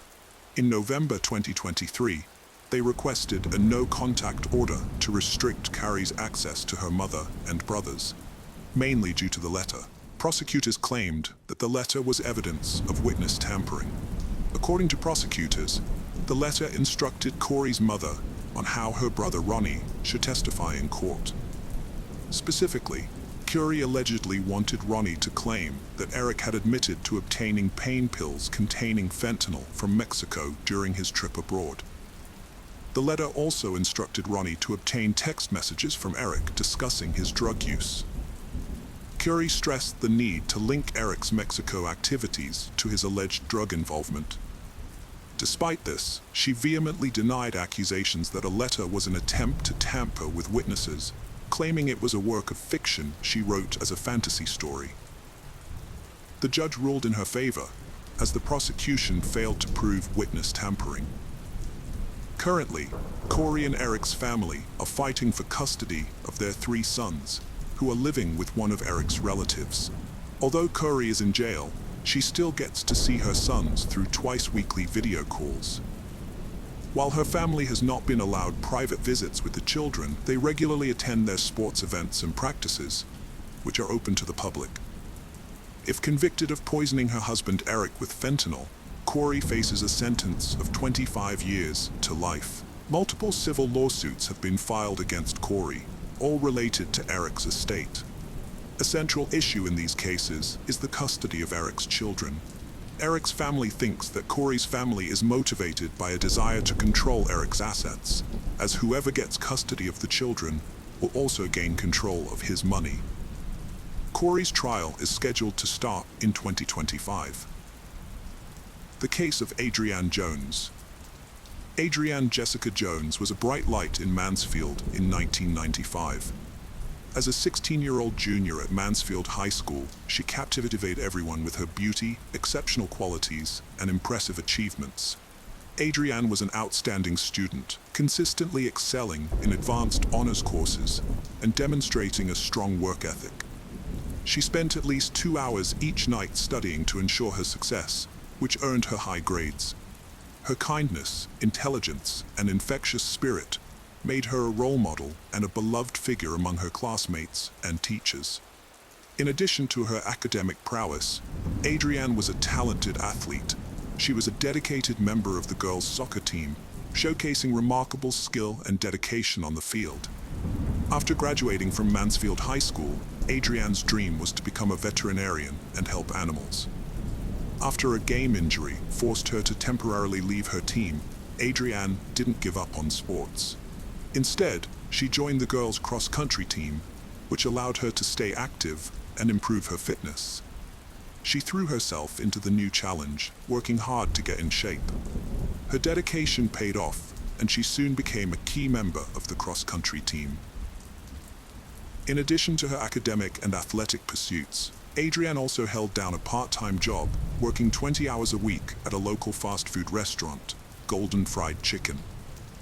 Despite her busy schedule, Adrienne enjoyed being the center of attention, particularly from teenage boys in Mansfield. Her friends would even describe her as a bit of a flirt.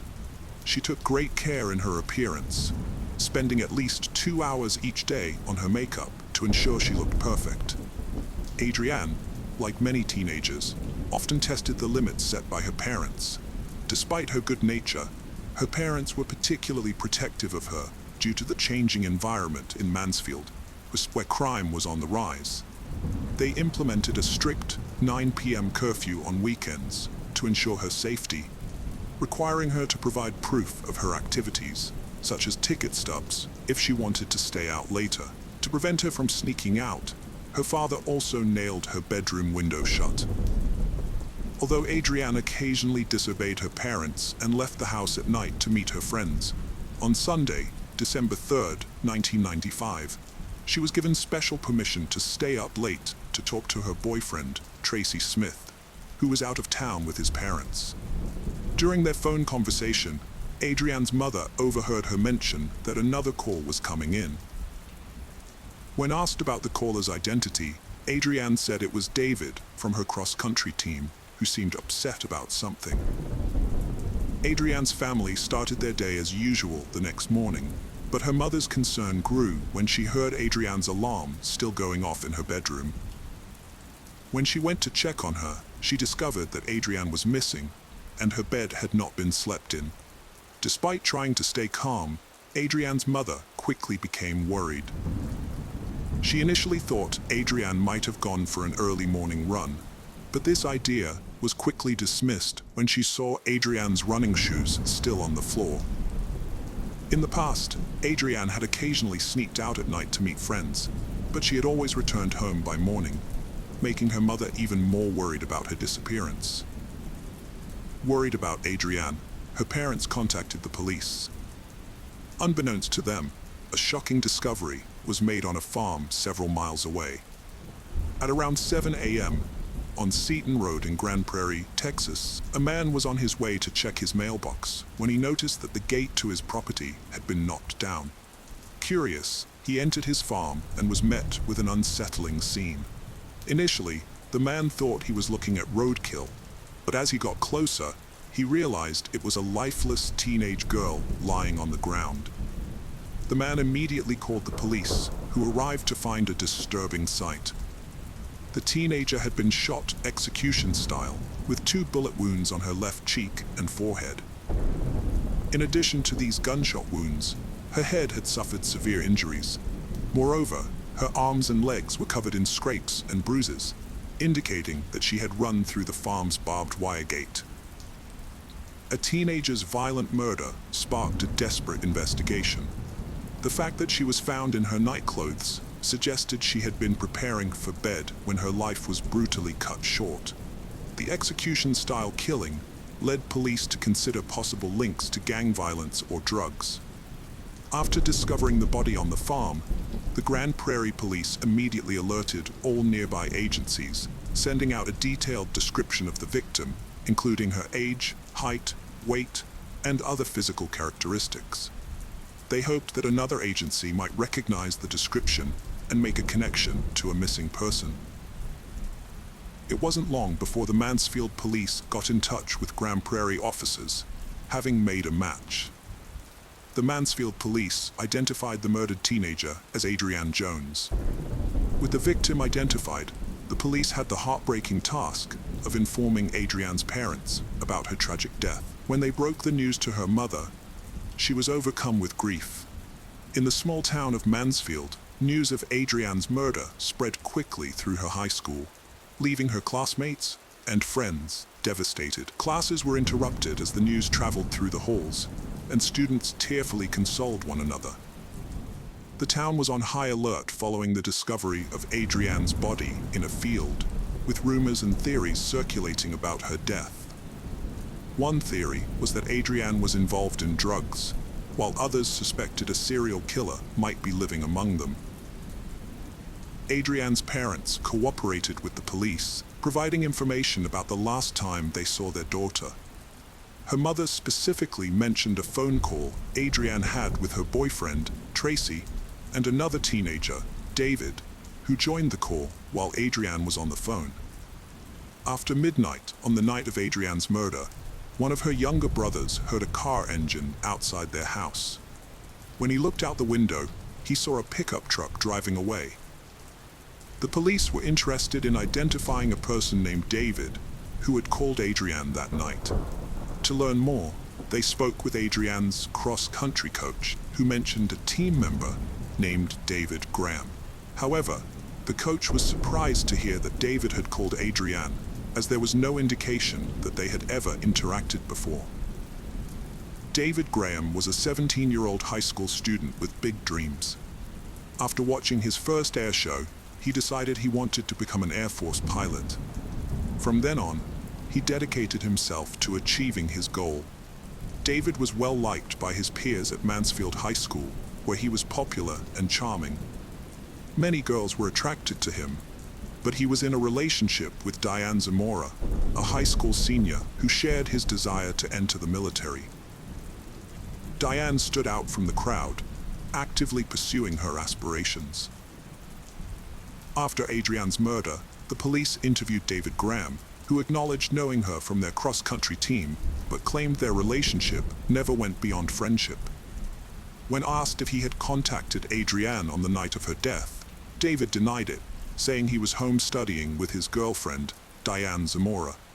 The police investigated David as a possible suspect, seeking information from Adrienne's friends to see if she had ever mentioned him.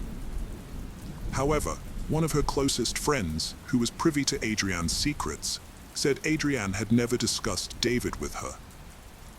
The police also checked Adrienne's phone book and found David's number was not listed, which further led them to believe he was not involved in her murder.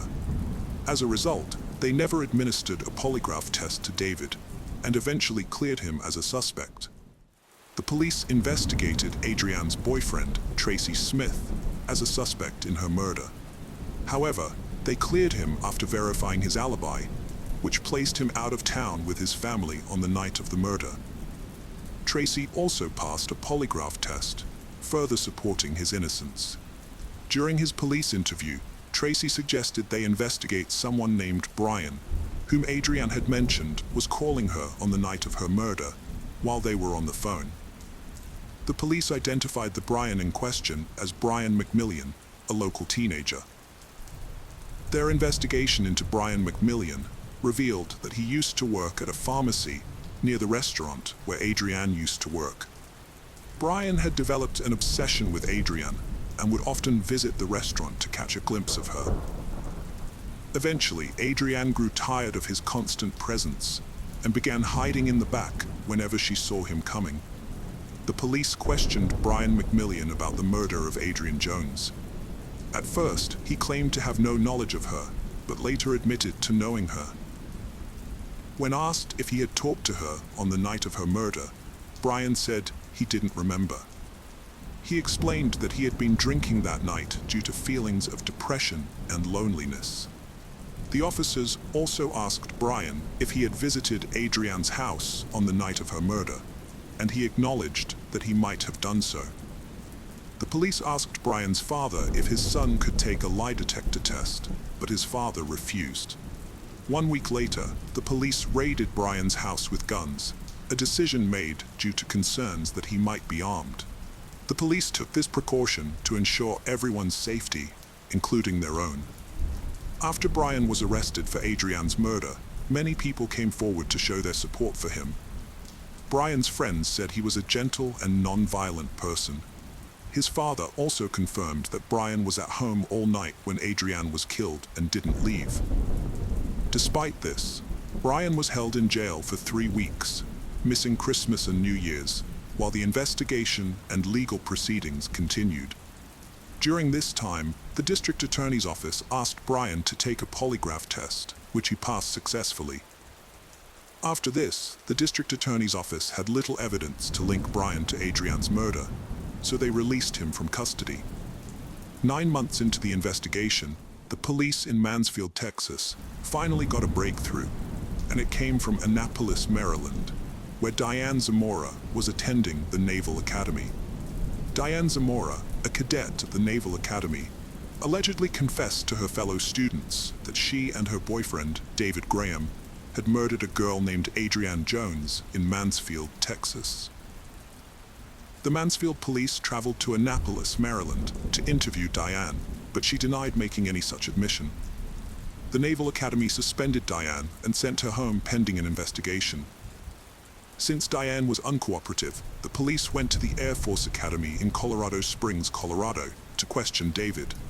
Initially, David claimed he didn't know why Diane would fabricate a story about killing Adrienne Jones. However, during the interview, David began to crack and asked to write a statement.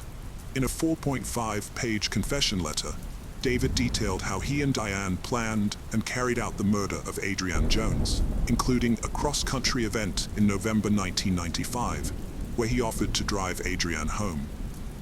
During the ride, David and Adrienne parked in an elementary school parking lot and had sex. Afterwards, David felt overwhelmed with guilt because he loved his girlfriend Diane deeply and knew that his infidelity would cause her immense pain. One evening, while David was helping Diane study for her SATs, they got into an argument. Unable to keep his secret any longer, David broke down in tears and confessed his infidelity to Diane. He told her that he had hooked up with Adrienne, which shattered Diane's heart and left her feeling deeply hurt and angry. Diane was inconsolable and lashed out at David, screaming and arguing with him. She was so angry that she wished he were dead, and she felt intense hatred towards Adrienne. Diane's emotions were too much to handle, and she struggled to come to terms with what had happened. David pleaded with Diane, promising to do whatever it took to save their relationship. David and Diane decided that the only way to repair their relationship was to kill Adrienne. In his confession letter, David admitted that on December 3rd, he called Adrienne Jones and asked her to secretly leave her house late at night to meet with him. He specifically asked Adrienne to keep their meeting private and not tell anyone else about it. David originally planned to lure Adrienne into a trap, kill her by breaking her neck, and then dispose of her body in a lake. On the agreed night at 2:30 a.m., David picked up Adrienne in his car while Diane hid in the hatchback. They drove to a secluded spot 10 miles out of town, turning off the highway onto Satan Road. David stopped the car, and Adrienne subtly adjusted her seat, creating the impression they were about to be intimate. Unbeknownst to Adrienne, David had secretly signaled for Diane to emerge from the trunk. Diane came out of the rear of the vehicle and approached the front. Diane confronted Adrienne, who was seated in the passenger seat. Diane then hit Adrienne on the head with a weight from David's gym set. Despite being severely injured, Adrienne managed to escape by crawling out of the car window. David and Diane panicked, and David grabbed his 9mm Makarov weapon to chase after Adrienne. Adrienne was severely injured and collapsed in a nearby field due to her head wound. When David caught up to her, he shot her twice and then returned to his car. After Adrienne died, David and his accomplice Diane exchanged "I love you" as their first words to each other. The police later questioned Diane, who had a statement prepared to confess her involvement. David and Diane were arrested and charged with capital murder. Although they initially confessed, they later retracted their statements, with David claiming Diane acted alone and Diane alleging David committed the crime by himself. In 1998, Adrienne's mother requested that the death penalty be removed as a possible sentence for David and Diane. Diane's trial began in February 1998. Multiple witnesses testified that Diane showed no remorse for killing Adrienne. The jury found Diane guilty of capital murder, resulting in an automatic life imprisonment sentence, with the possibility of parole in 40 years. David Graham was convicted of murdering Adrienne Jones and received a life sentence, with the possibility of parole in 40 years. The case of Marcos Matsunaga. Marcos Matsunaga was a member of one of Brazil's wealthiest families and headed Yoki, their business that produced a wide range of food products. Yoki was founded by Marcos's grandfather, Yoshizo Cardano, who had immigrated to Brazil. The company name Yoki was derived from the first letters of Yoshizo's surname and first name. Yoki's origins date back to the mid-20th century when it started as a small flour milling operation. Despite being formed during a time of crisis and war, the business not only survived but thrived, eventually expanding into a global company with a diverse product line. Born into a wealthy family, Marcos had never experienced hardship or denial. As the successor to the family business, he inherited the company built by his grandfather and father. With this foundation, Marcos had the potential to become the family's first billionaire, a goal he pursued throughout his life. However, his ambitious plans were ultimately unfulfilled. Everyone who knew Marcos personally described him as a skilled and successful businessman. He not only preserved but also significantly increased the family's wealth, generating substantial profits. However, Marcos had a difficult personality. He was demanding, arrogant, and controlling, particularly with those around him. Additionally, he struggled with his physical appearance, having been overweight since childhood, wearing glasses due to vision problems, and being short and somewhat awkward. These issues led to difficulties in his interactions with peers from an early age. Marcos had few friends, and women tended to avoid him because of his unusual demeanor. For a long time, he was unable to form lasting, meaningful relationships. Despite his wealth and business success, he couldn't sustain romantic connections beyond a couple of dates. His arrogance and ego often repelled women, leading him to seek the company of escorts and sex workers. There is very little information available about his first wife. It is known that he married out of desperation and pressure from his relatives, rather than love or passion. Despite this, the marriage lasted several years, but both spouses quickly regretted their decision.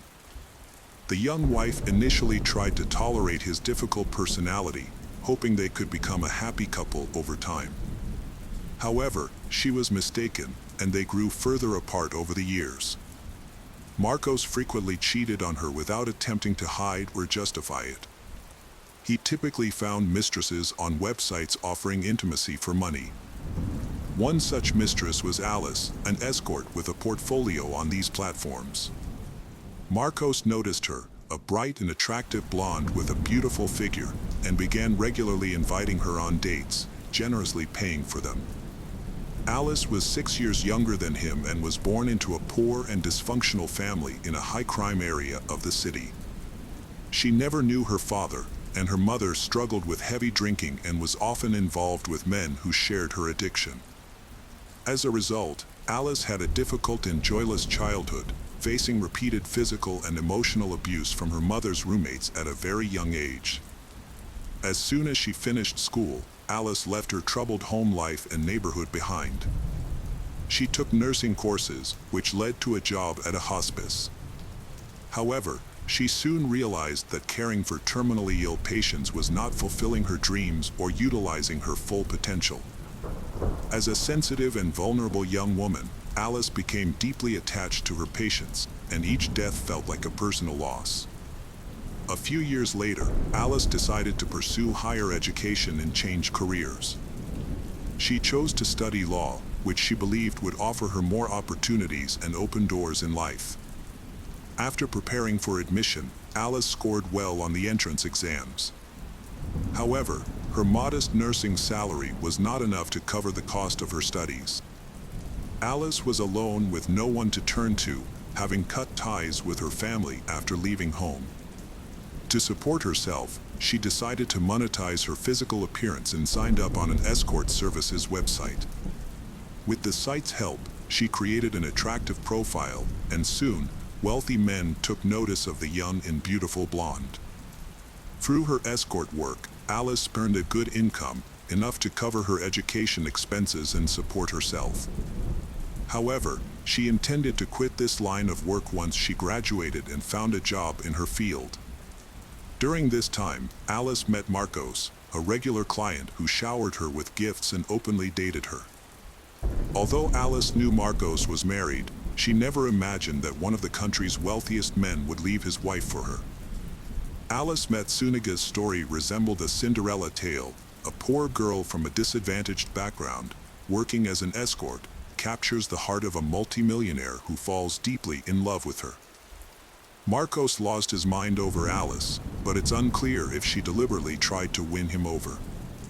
6 months into their relationship, Marcos decided he wanted to be with Alice long-term, so he filed for divorce from his first wife without hesitation.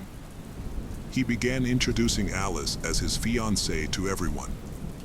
To avoid revealing how they really met in Alice's occupation, Marcos and Alice fabricated a story about meeting casually in a cafe. They stuck to this version, and even Marcos's closest relatives and friends didn't suspect the truth. However, Alice wasn't warmly received by Marcos's family, the Matsunigas. His parents suspected that Alice had used her charm to capture Marcos's heart, despite his unattractive appearance, and was now pretending to overlook his difficult personality. Nevertheless, when Marcos announced his plans to divorce his first wife and marry Alice, no one strongly objected. Marcos organized an extravagant traditional wedding, complete with a white dress, numerous guests, and a large, multi-tiered cake. Following the wedding, he relocated his wife to his spacious and luxurious mansion, where she took on the role of mistress. Matsunaji was renowned for his passion for collecting expensive wines and rare firearms. His home featured a vast wine cellar, where bottles were meticulously arranged by year and country of origin. Additionally, the house had a secret room dedicated to his extensive collection of firearms and edged weapons, which adorned the walls from floor to ceiling. Marcos took great pride in his collections and continually sought to expand them. However, his home was also overflowing with antiques, luxury items, and modern art pieces, which were somewhat tastelessly displayed on the walls and every available surface. After the wedding, they decided to start a family, but despite their efforts, Alice struggled to conceive for an extended period. Consequently, they opted for in vitro fertilization, but success was not immediate. When their daughter was finally born, it seemed that their happiness knew no bounds. Marcos and Alice were devoted to raising their baby girl, planning for her future, and later, exploring the world together as a family, immersing themselves in diverse cultures and traditions. Their daughter was raised with love, care, and every luxury, like a true little princess. However, Marcos and his wife, Alice, shared a unique common interest: big game hunting. In reality, hunting had always been Marcos's passion. He had previously tried to share this hobby with other women in his life, including his first wife, but they had all found it repulsive. Marcos had given up hope of finding someone who shared his enthusiasm. Many people now believe that Alice took up hunting to gain Marcos's favor and win his heart. Initially, they visited shooting ranges together, where Alice learned to handle various firearms. Later, they ventured into the woods to hunt wild animals.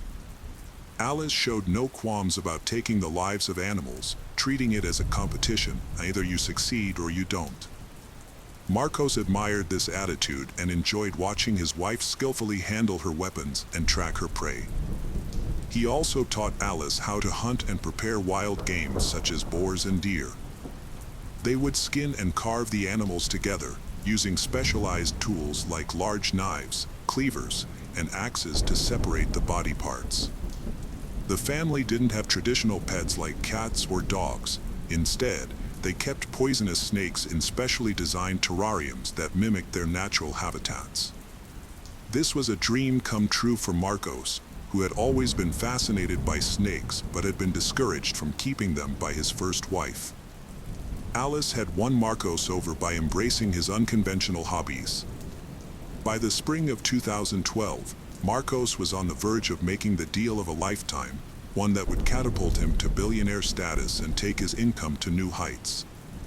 He was busy negotiating with potential business partners, planning to sell the family company and invest the profits in a lucrative new venture.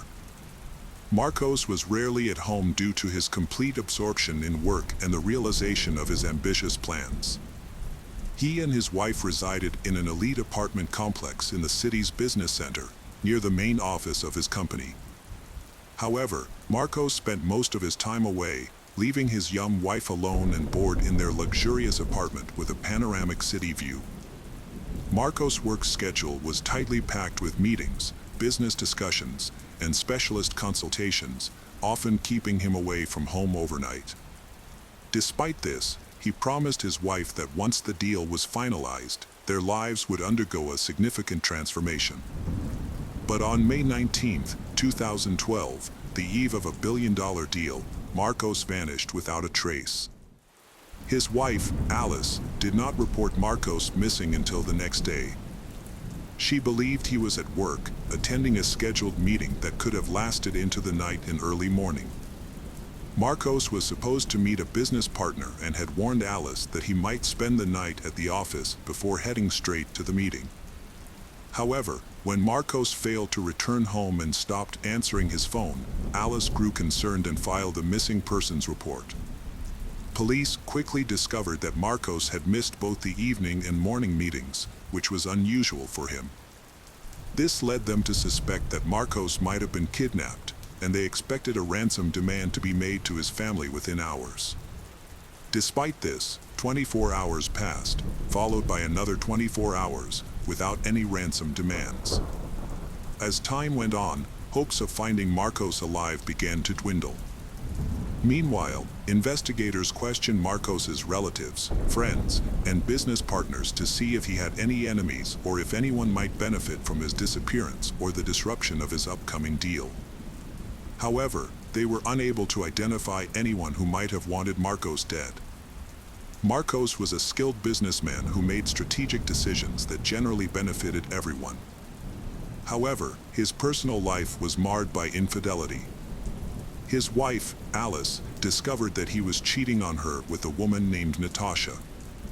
Despite his promise to end the affair after Alice threatened to divorce him, Marcos continued to see Natasha, albeit more discreetly. Alice suspected that the affair was ongoing and hired a private detective to gather evidence.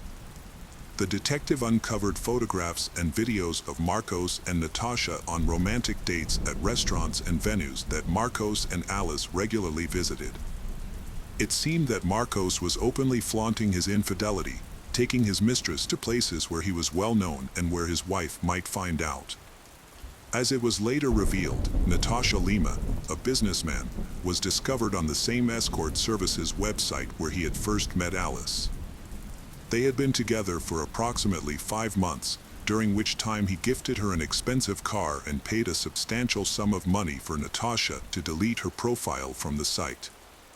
Alice presented photos and videos as evidence of her husband's infidelity to Marcos's parents. She mentioned that she had shown all this to Marcos the day before his disappearance, but instead of apologizing and asking for forgiveness, he packed his belongings, informed his wife that he was leaving her, and then departed from their apartment, vanishing without a trace. Based on Alice's account, it seemed that her husband had given in to his desires and decided to run away with his new mistress. However, those who knew Matsunaga unanimously agreed that he was too invested in the business, which his family had built over decades, to simply abandon it and disappear. The answers to many questions were uncovered about a week later when a passerby discovered scattered garbage bags containing human remains in a deserted area roughly 50 kilometers from Marcos's residence. The man immediately notified the police of his gruesome discovery. The victim was soon identified as Marcus Matsunaga, a missing person who had been searched for nationwide. According to experts, Matsunaga was shot in the head and then dismembered. His body was packed into garbage bags and dumped on the outskirts of the city. The killer's skills with a carving knife suggested they were either a surgeon or an experienced butcher. This conclusion was drawn from the precise cuts made to separate the body parts. The investigation initially lacked concrete leads, so it began by reviewing the last known location of the deceased. The elite residential complex where Matsunaga lived with his wife and daughter had multiple surveillance cameras, and their footage was carefully examined. The evening before Matsunaga went missing, he and his wife ordered food to be delivered to their home. Security footage shows Matsunaga taking the elevator to the first floor, then returning to his apartment with pizza boxes in hand. He entered the apartment and never left again, not that evening, overnight, or the next day. Despite this, his wife was seen leaving the apartment the following morning with 3 large, wheeled suitcases. The footage shows Alice struggling to move heavy suitcases, which sparked the investigators' suspicions about their contents. On the same day, she was taken into custody and questioned at the police station. Initially, she denied any wrongdoing, sticking to her story that her husband had left her for another woman. However, when shown the elevator footage, she broke down in tears and began to open up. Alice revealed that her marriage had been troubled for a long time, and her husband's behavior had become increasingly abusive.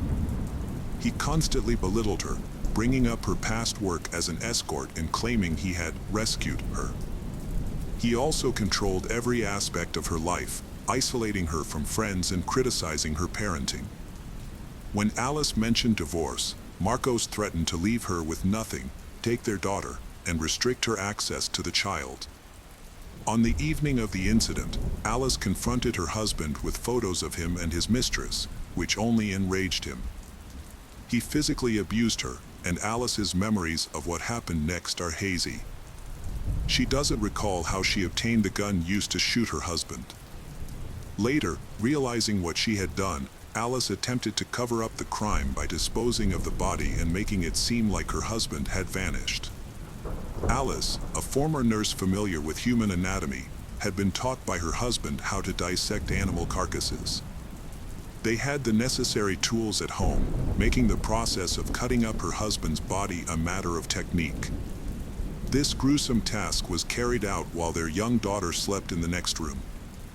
However, Alice's testimony raised many doubts and questions from the start. Further investigation revealed that Alice received photos and videos of her husband's infidelity from a private detective on May 20th, after she had already killed him. She presented these to her husband's parents, claiming he had abandoned her for his mistress.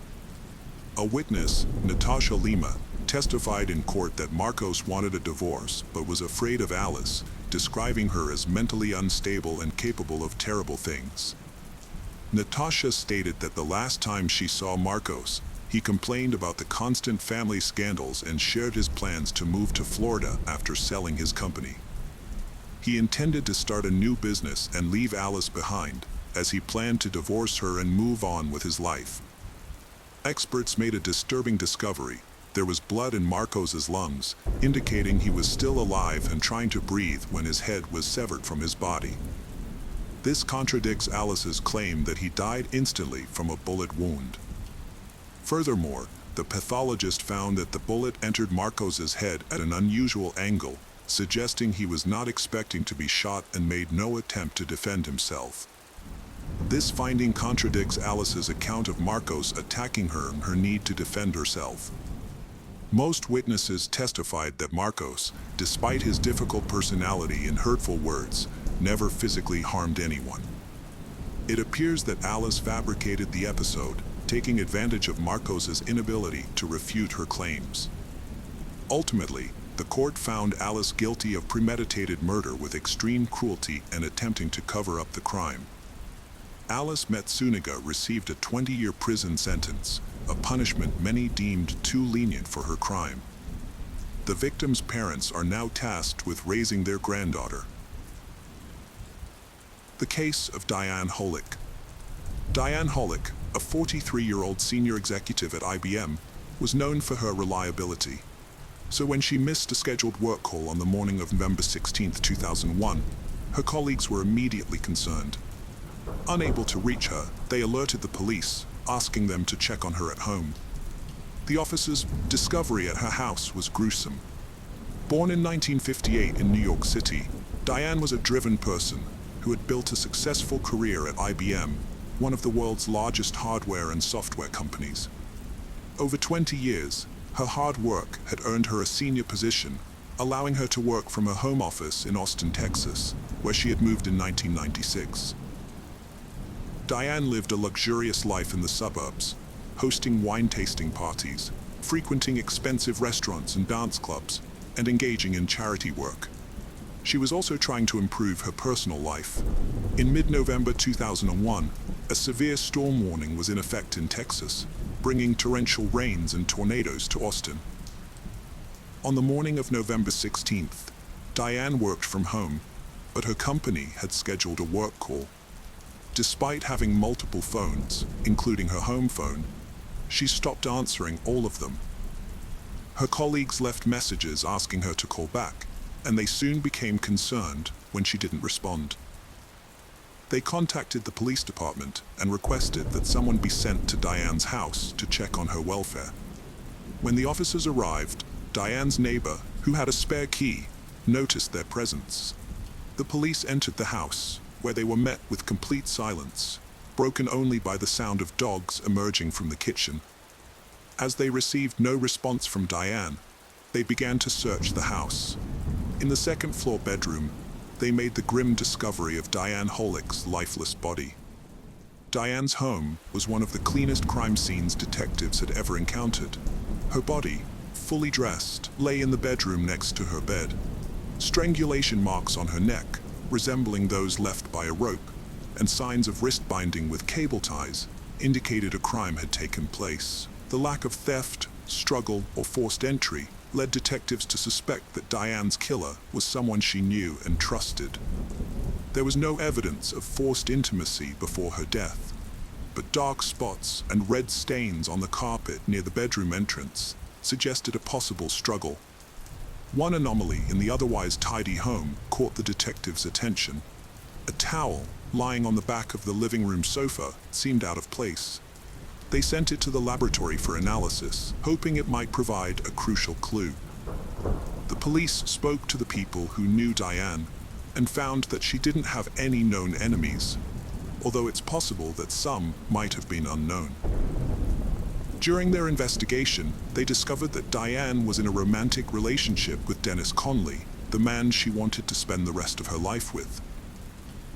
This wasn't her first marriage. Her previous one had ended quickly. Diane and Dennis met through a dating service, and he had 2 children from a previous marriage. Dennis was a businessman living in Houston, around 150 miles from Austin, where Diane resided. Despite the distance and infrequent meetings, they grew close quickly, and after 2 months of communicating, Dennis proposed to Diane, giving her a $17,500 platinum ring. She accepted his proposal. According to Diane's close friends, her relationship with Dennis had begun to deteriorate recently. As an independent woman focused on building her career, Diane felt uneasy with Dennis's occasional attempts to control her. Another issue was the decision to move to Houston. The couple had decided to start their life together in his hometown, so Diane put her suburban Austin home up for sale. However, realtors struggled to find a buyer willing to pay the $435,000 asking price for the property. Detectives investigated whether Dennis was involved in Diane's death, asking him to come to the police station for a voluntary conversation without an attorney. Dennis agreed and spoke candidly with the detectives. The medical examiner's report indicated that Diane died between 3 p.m. on November 15th and 3 a.m. on November 16th. A strange detail caught their attention. Diane's wedding ring, given to her by Dennis, was missing from her finger, while her other jewelry in the bedroom remained untouched. This led to the theory that the killer had a personal motive or deliberately removed the ring to mislead the investigation. Dennis presented himself as a grieving person. The detectives asked him about his relationship with Diane and his whereabouts on the day of her death and the day her body was found. According to Dennis, he was in Houston at the time, claiming he last spoke with Diane on the morning of November 15th. He spent the entire day at work, without contacting her again the following morning. When he couldn't reach her, he left a voicemail, unaware of her death. Dennis acknowledged that their relationship was troubled, revealing recent arguments before concluding the conversation. The police collected his fingerprints and a DNA sample, but it was possible he could have traveled to Austin, interacted with Diane, and returned to Houston by the next morning. However, after verifying his alibi, the detectives determined he had not left the city, so they had to pursue another suspect. Before leaving the police station, Dennis provided a crucial lead that changed the direction of the investigation, pointing out that Rye, one of Diane's co-workers, had shown an unusual interest in her. The detectives looked into this and found that Rye frequently visited Diane's home and sometimes walked her dogs, but he had a solid alibi, ruling him out as a suspect. When speaking with Diane's colleagues, the authorities discovered that a mysterious individual had inspected her house a few days before her death. He claimed he would make a cash offer if he liked the property, and planned to return with his wife in a few days to make a joint decision on the purchase. As this was one of the few leads the police had, they concentrated all their efforts on finding this unknown buyer, hoping someone might have seen him when he visited Diane's house. The detectives decided to investigate the owners of properties for sale in the area where Diane lived, suspecting that the mysterious buyer might have viewed more than just the victim's house. They conducted interviews with the owners and discovered that 7 women had experienced a similar incident. A 35 to 45-year-old man with a prominent nose and dark hair styled back had visited their homes on the day of Diane's death, without a real estate agent present. While 6 women had refused him entry, 1 woman had allowed him inside. According to her, the man's behavior became strange after entering the house. He didn't show any interest in the rooms or doors, and only asked her to show him the second-floor bedroom. She sensed something was off and asked him to leave. Notably, he had introduced himself as Walter Miller when requesting permission to view the property. The police searched their databases for the name Walter Miller in Austin, but found 2 individuals with that name, neither of whom matched the age or physical description of the suspect.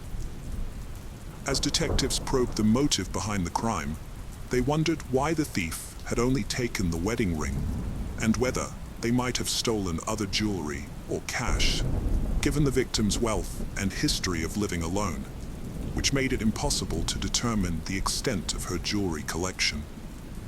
They also questioned the significance of the perpetrator removing the cable ties that bound Diane's hands and taking them with him. Did he know her personally? The autopsy revealed no signs of sexual assault prior to Diane's death, and her body was found fully clothed. Despite this, the detectives returned to her home to search for any traces of semen, assuming the perpetrator might have left behind some evidence. However, their search yielded nothing. A composite sketch of a potential suspect was broadcast on evening news programs, urging anyone with information about a similar individual to come forward. One of the few leads available to investigators was a few strands of hair found on a towel at Diane's residence. Although the hair lacked roots, preventing a complete DNA analysis, detectives remained hopeful that a partial DNA profile could still yield results. A woman contacted the police after seeing the composite sketch, which she believed resembled a suspect in the Diane Hollick case. During her interview with detectives, she recounted how she and her husband had listed their house for sale 6 months prior. A man had arrived, claiming he wanted to purchase the property with cash, but needed to view it first. Since no real estate agent was present, she refused to let the stranger inside. 2 months later, the same man reappeared on her doorstep, introducing himself as Jim Taylor. With her husband away at work and only her young daughter present, the man again asked to enter the house. When she denied his request, he became agitated, shouting and insisting that he be allowed inside. The woman threatened to call the police, prompting the would-be buyer to leave. Still shaken, she wrote down the man's name and the license plate number of his minivan, which had been parked in her driveway. When she saw the suspect's portrait on the news, she immediately recognized him as the same person who had come to her house a while back. This new information led the police to obtain the license plate number, which they then used to identify the vehicle's owner through their database. However, the owner's name was not Jim Taylor, as they had initially suspected, but rather Patrick Anthony Russo. At first, it seemed unlikely that Russo was involved in Diane's death. He appeared to be a family man, living 40 minutes from Austin with his wife and 2 children, and even played in a local church music band. But as the police dug deeper into his past, they discovered a more sinister history. Russo was an ex-convict who had served time for a series of attacks on women. One of these attacks had even escalated to abduction, where he had tied his victim up with cable ties and attempted to strangle her, stopping only at the last moment. For this crime, he had been sentenced to 20 years in prison. While serving his sentence, Anthony Russo met his future wife Janet, a volunteer at the prison's church program. Despite his lengthy criminal record, Russo was granted parole after serving 8 years of his 20-year sentence. The police was skeptical about the coincidence, so they obtained a search warrant for Anthony Russo's residence. When the police arrived, Anthony answered the door, but they found no incriminating evidence inside his house, including Diane's ring or any other personal belongings. A subsequent search of his minivan also yielded nothing.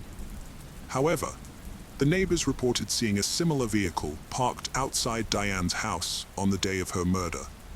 Significantly, the police discovered several cable ties in the utility room that matched the ones that left marks on Diane's wrists. Although we might consider the tie as evidence, it's still indirect because anyone can purchase it at a hardware store. The investigator informed Anthony that his name had come up during an investigation and asked him to come to the station for a more in-depth conversation.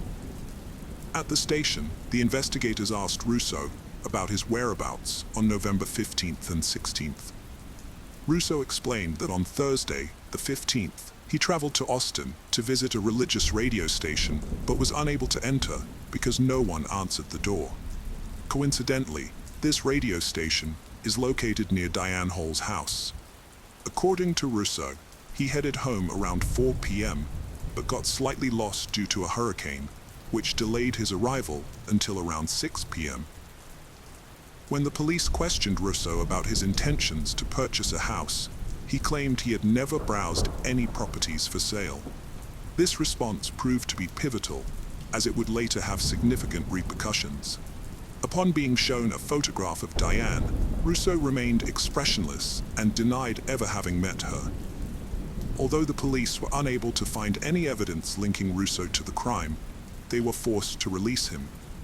However, the following day, detectives visited the radio station Russo had mentioned and uncovered evidence that his previous statement about the closed doors was a fabrication.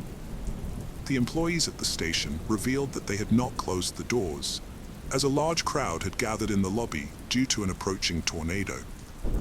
Meanwhile, a second woman approached the police after encountering a man who resembled the suspect's sketch while trying to sell her house. When the stranger came to her door with a pamphlet featuring local house listings, including her own, she let him in to view the property under the pretense that he would make a cash offer. However, when she showed him a bedroom, he attempted to attack her, but retreated hastily upon hearing her child cry in the adjacent room. The quick-thinking woman retained the pamphlet, which held a crucial fingerprint that the police later matched to Anthony Russo. Russo's claim of never having looked at houses for sale was thus discredited, and his false statement constituted a misdemeanor, a probation violation.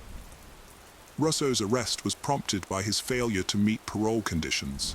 Fearing he might flee while they gathered evidence linking him to Diane's death, authorities deemed it necessary to detain him.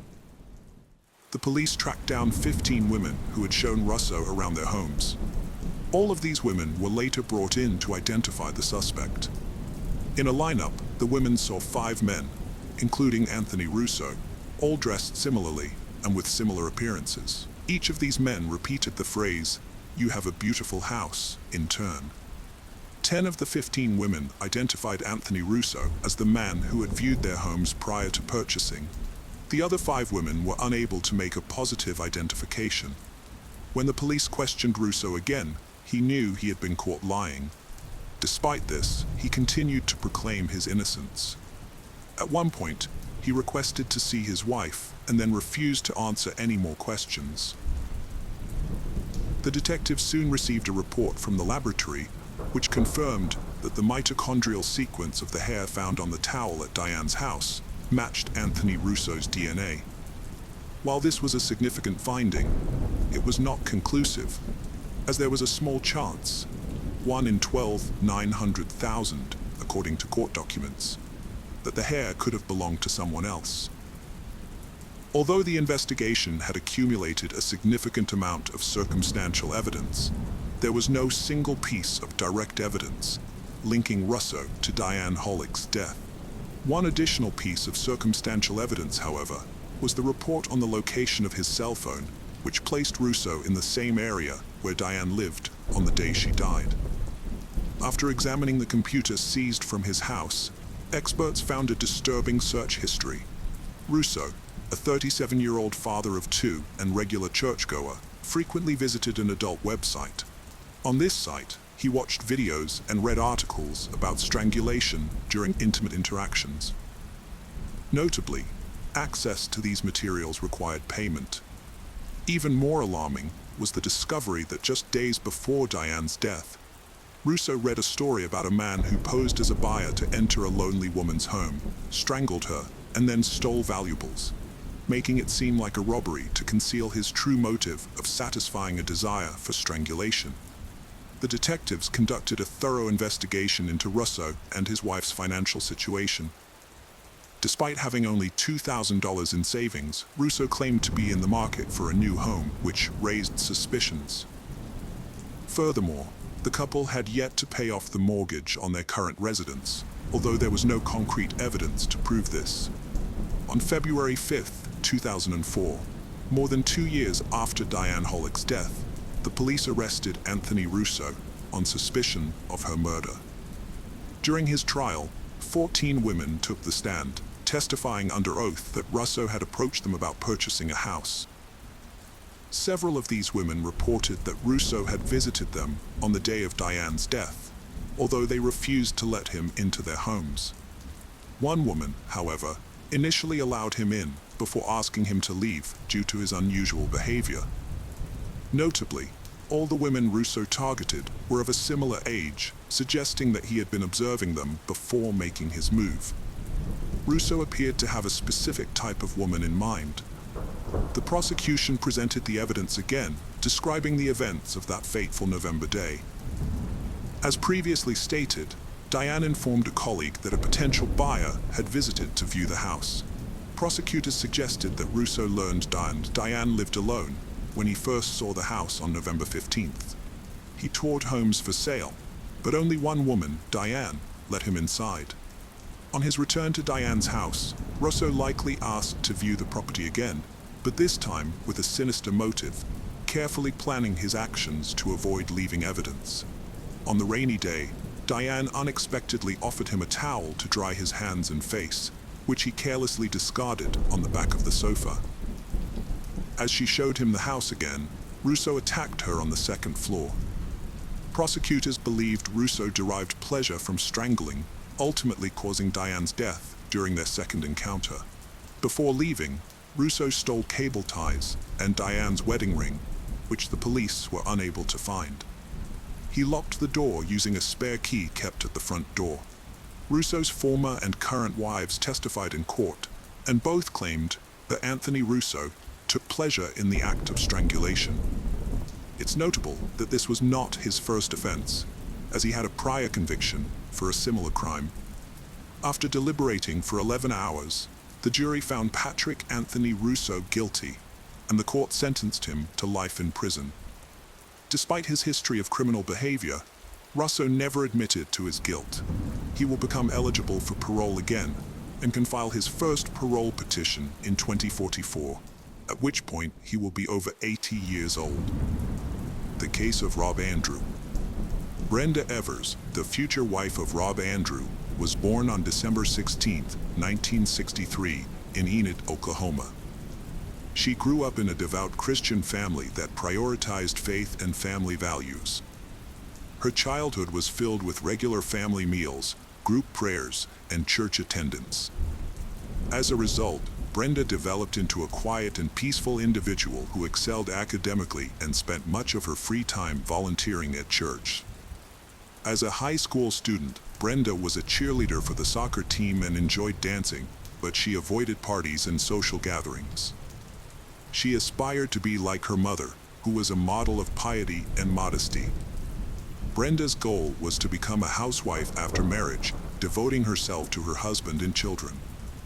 At the age of 17, Brenda met her first love, Rob Andrew, who was the older brother of her friend. Despite their different denominational backgrounds, Rob was a Baptist and Brenda a Lutheran. They shared conservative views on life, a strong faith, and a dream of building a large and close-knit family. The friendly relationship between them blossomed into something more. Although they were separated by 125 miles when she started college in Winfield, Kansas, they maintained regular communication. To be closer to her partner, Brenda transferred to a university in Stillwater, Ohio, a year later. They eventually got married in the summer of 1984.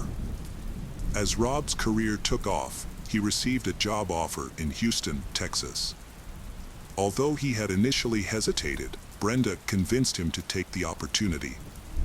While Rob thrived as an advertising manager, Brenda completed her degree and secured a job in banking.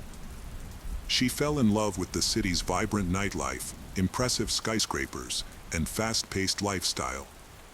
Her time in Texas brought about a transformation in Brenda, as she overcame her initial shyness and developed a more outgoing personality.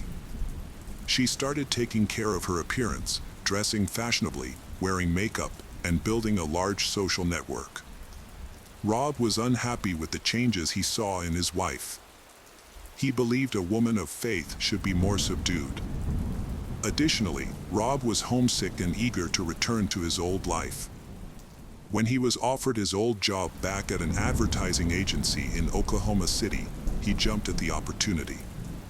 However, Brenda was not supportive of his decision. They argued about it, but eventually found a compromise. They agreed that Rob would settle in the new location, find a suitable house, and if everything worked out, Brenda would join him.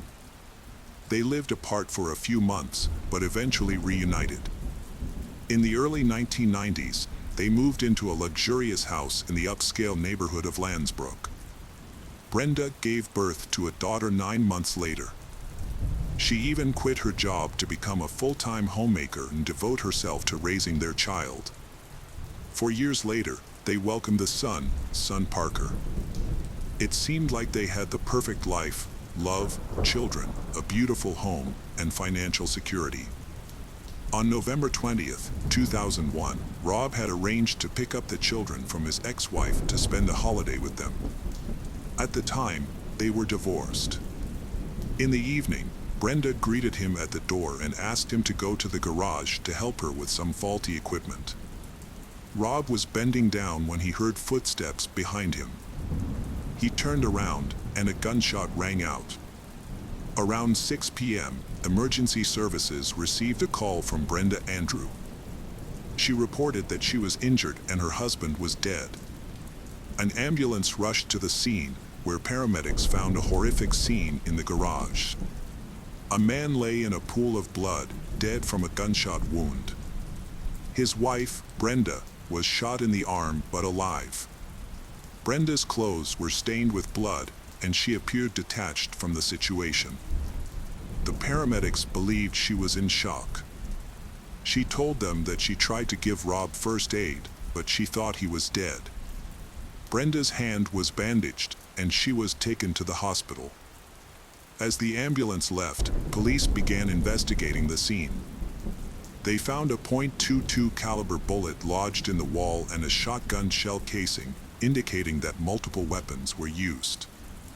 The officers also noticed that the victim still had his wallet on him, ruling out robbery as a motive. At the clinic, Brenda explained that she and Andrew were together when 2 masked and armed men suddenly entered the garage. Although she couldn't make out what they were shouting, one of the men shot Andrew twice, and the other wounded her as she tried to escape. The attackers then quickly fled the scene. Brenda claimed that Andrew was a kind and helpful person who didn't have any enemies. She acknowledged feeling frightened by the attack, especially since there were children in the house at the time.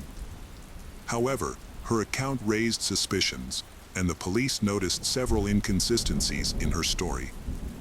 Notably, she mentioned that the children were present during the attack, but it was clear that they had not been prepared for a trip, contradicting her earlier statement. Interviews with neighbors yielded no useful information.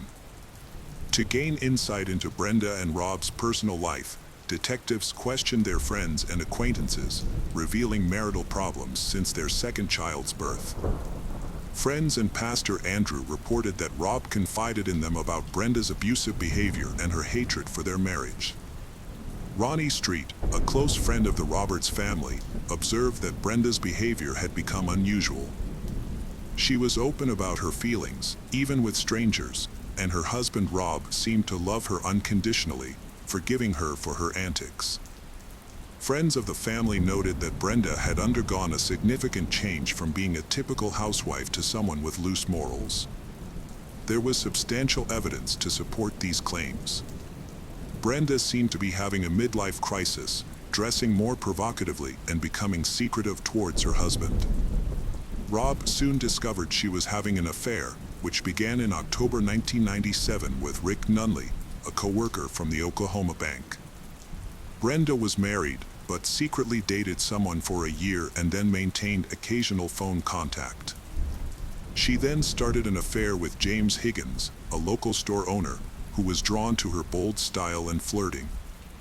They met secretly in a hotel room once or twice a week for about 5 years. Meanwhile, Brenda's husband, Rob, remained unaware of her infidelity.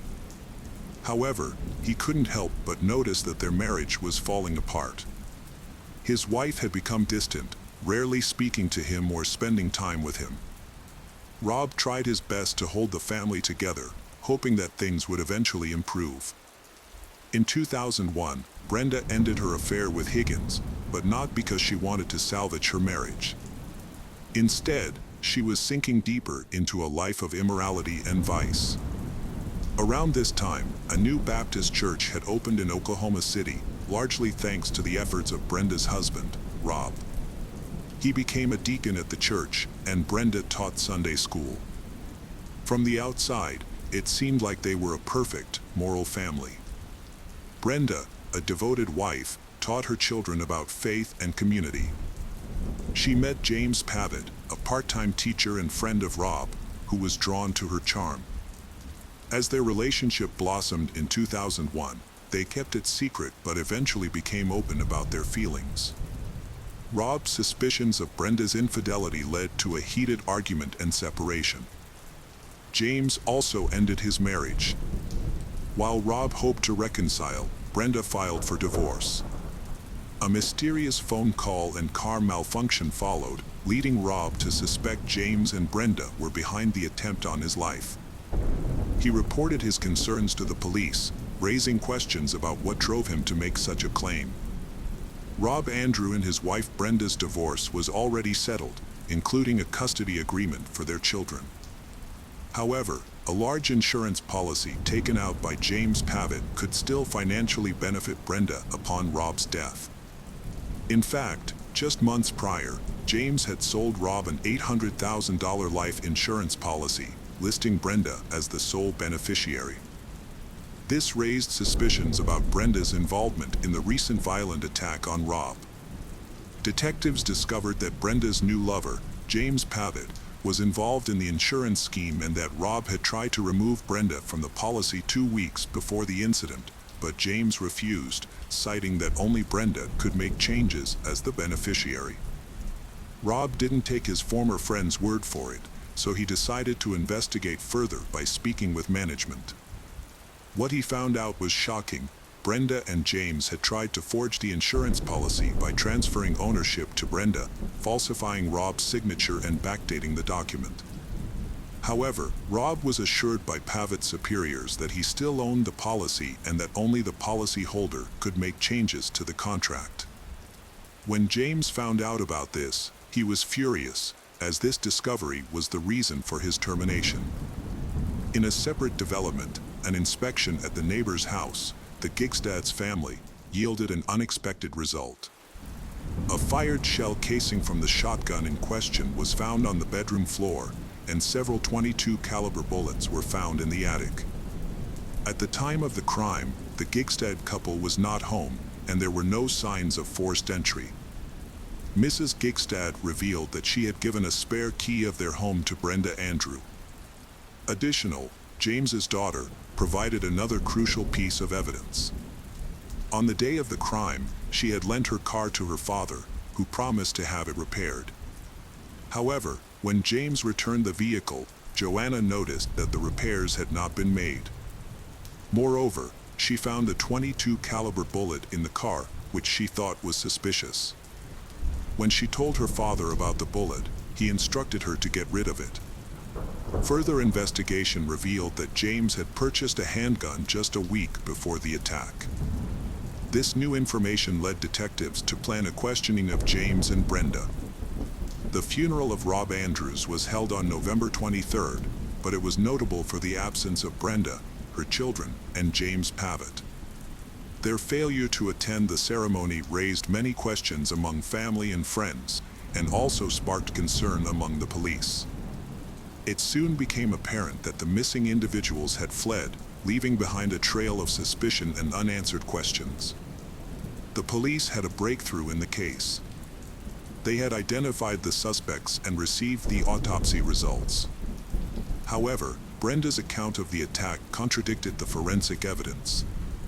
The police discovered that two different guns were used in the attack, and the injuries sustained by Rob and Brenda differed from the description provided by Brenda. The investigation revealed that the first shot was fired from a shotgun at a distance, but the second shot came from a .22 caliber pistol at close range. The same pistol was used to shoot Brenda's arm. Analysis of the bloodstains on the fabric showed that the shooter was standing near the victim when the second shot was fired. The angle of the blood matched the shooter's position, indicating that Brenda was the one who fired the second shot at Rob. Brenda and James were officially named suspects and a warrant was issued for their arrest. However, they had a substantial lead and had already gone into hiding. The police notified border officials to be on the lookout for them, but they had vanished. It eventually became clear that James and Brenda had fled to another country, with Mexico being the suspected destination. To capture the fugitives, the authorities froze their bank accounts, assuming that without access to their funds, they would eventually surface. This strategy proved effective, and 3 months later, James reached out to his daughter, Joanna, requesting that she send him money. Unbeknownst to James, Joanna was secretly working with the investigators. Joanna had long suspected her father's involvement in the crime, as he had been secretive and evasive with her. She recalled a previous incident where he had asked her boyfriend to pose as a doctor and call Rob, informing him that his wife was ill. It led them to discover that James and Brenda were secretly staying in Cancun, Mexico. In February 2002, James Pavitt and Brenda Andrew were arrested at the border and turned over to U.S. authorities. They were charged with first-degree murder and conspiracy to commit a felony. The children were placed in the care of their paternal grandparents. During the investigation, neither James nor Brenda cooperated or pleaded guilty. James was the first to stand trial. The prosecution presented a strong case, highlighting James' background as an Army sniper and his experience with firearms. The court also heard about James' affair with Brenda and his attempts to prevent Rob Andrew from removing Brenda as a beneficiary. The jury considered the testimony of James' daughter and physical evidence found at the scene. James was found guilty and sentenced to death. Brenda's trial followed, but it was more dramatic and revealing than James'. The prosecution focused on Brenda's personality and history of infidelity, calling her former lovers to testify. They portrayed her as someone lacking in faith and integrity. When the prosecutor questioned Brenda about her husband's murder, she claimed to be innocent and asked to be set free, citing her faith. However, the prosecutor presented a different image of Brenda, portraying her as a woman who didn't love her husband, cheated on him, and killed him for selfish reasons. To support his argument, the prosecutor showed the contents of a suitcase Brenda had taken to Mexico, which included lingerie and a book about seduction techniques. He questioned whether a grieving widow would flee her husband's funeral. In contrast, the defense team attempted to depict Brenda as a victim of the events that transpired. The defense attorney pointed out that Brenda was also injured during the attack, but forensic experts concluded that she had shot herself in the arm. The defense then produced a letter allegedly written by James, confessing to the crimes. However, handwriting analysis revealed that the document was actually forged by Brenda Andrew herself. After 6 hours of deliberation, the jury delivered a guilty verdict, and Brenda Andrew was sentenced to death. Despite Brenda's repeated appeals, her conviction has been upheld. The crimes committed by Brenda and James are extremely disturbing. What makes their case even more troubling is that they presented themselves as devout and moral individuals who taught children right from wrong. This hypocrisy raises serious concerns, as people who preach one thing but do not practice it in their own lives can be unpredictable and devoid of empathy. The case of Jennifer Brown. Jennifer Brown was born in 1979, radiated positivity and warmth, impacting those around her. Her numerous pursuits often left friends and family wondering how she managed it all, but her true passion was being a mother. Despite having to care for Noah, her son, this has not negatively affected her life. Instead, make Jennifer stronger, especially after Noah was diagnosed with autism as a child. As she cared for Noah, Jennifer became his rock and closest friend. They spent countless hours together, sharing joyful moments and supporting each other through life's challenges. Their heartwarming bond evoked feelings of tenderness and admiration from those who knew them. The small town adored this family for their genuine kindness and cheerful nature. Tragedy struck unexpectedly on January 3, 2023, when Jennifer vanished without leaving behind any clues. On January 4, 2023, Antonio Blair Watts Richardson contacted the Limerick Township Police Department, deeply concerned about his close friend Jennifer's disappearance. Although it had been less than 24 hours since he last saw or heard from her, Antonio's anxiety was growing by the minute. Despite numerous attempts, he couldn't reach Jennifer, which was unusual since she was always responsive, especially when it came to her son Noah. Jennifer's family and friends knew her as a devoted mother and caring person, making her sudden disappearance alarming. Antonio's call to the police initiated a lengthy and mysterious investigation.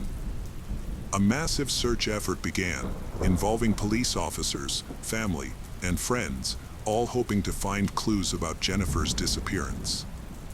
The main question on everyone's mind was what could have caused Jennifer to leave her son without explanation. At 4 p.m., Officer Stephen Crawford from the Limerick Township Police Department visited the Brown family home to check on the situation. He observed Jennifer's vehicle parked near the porch.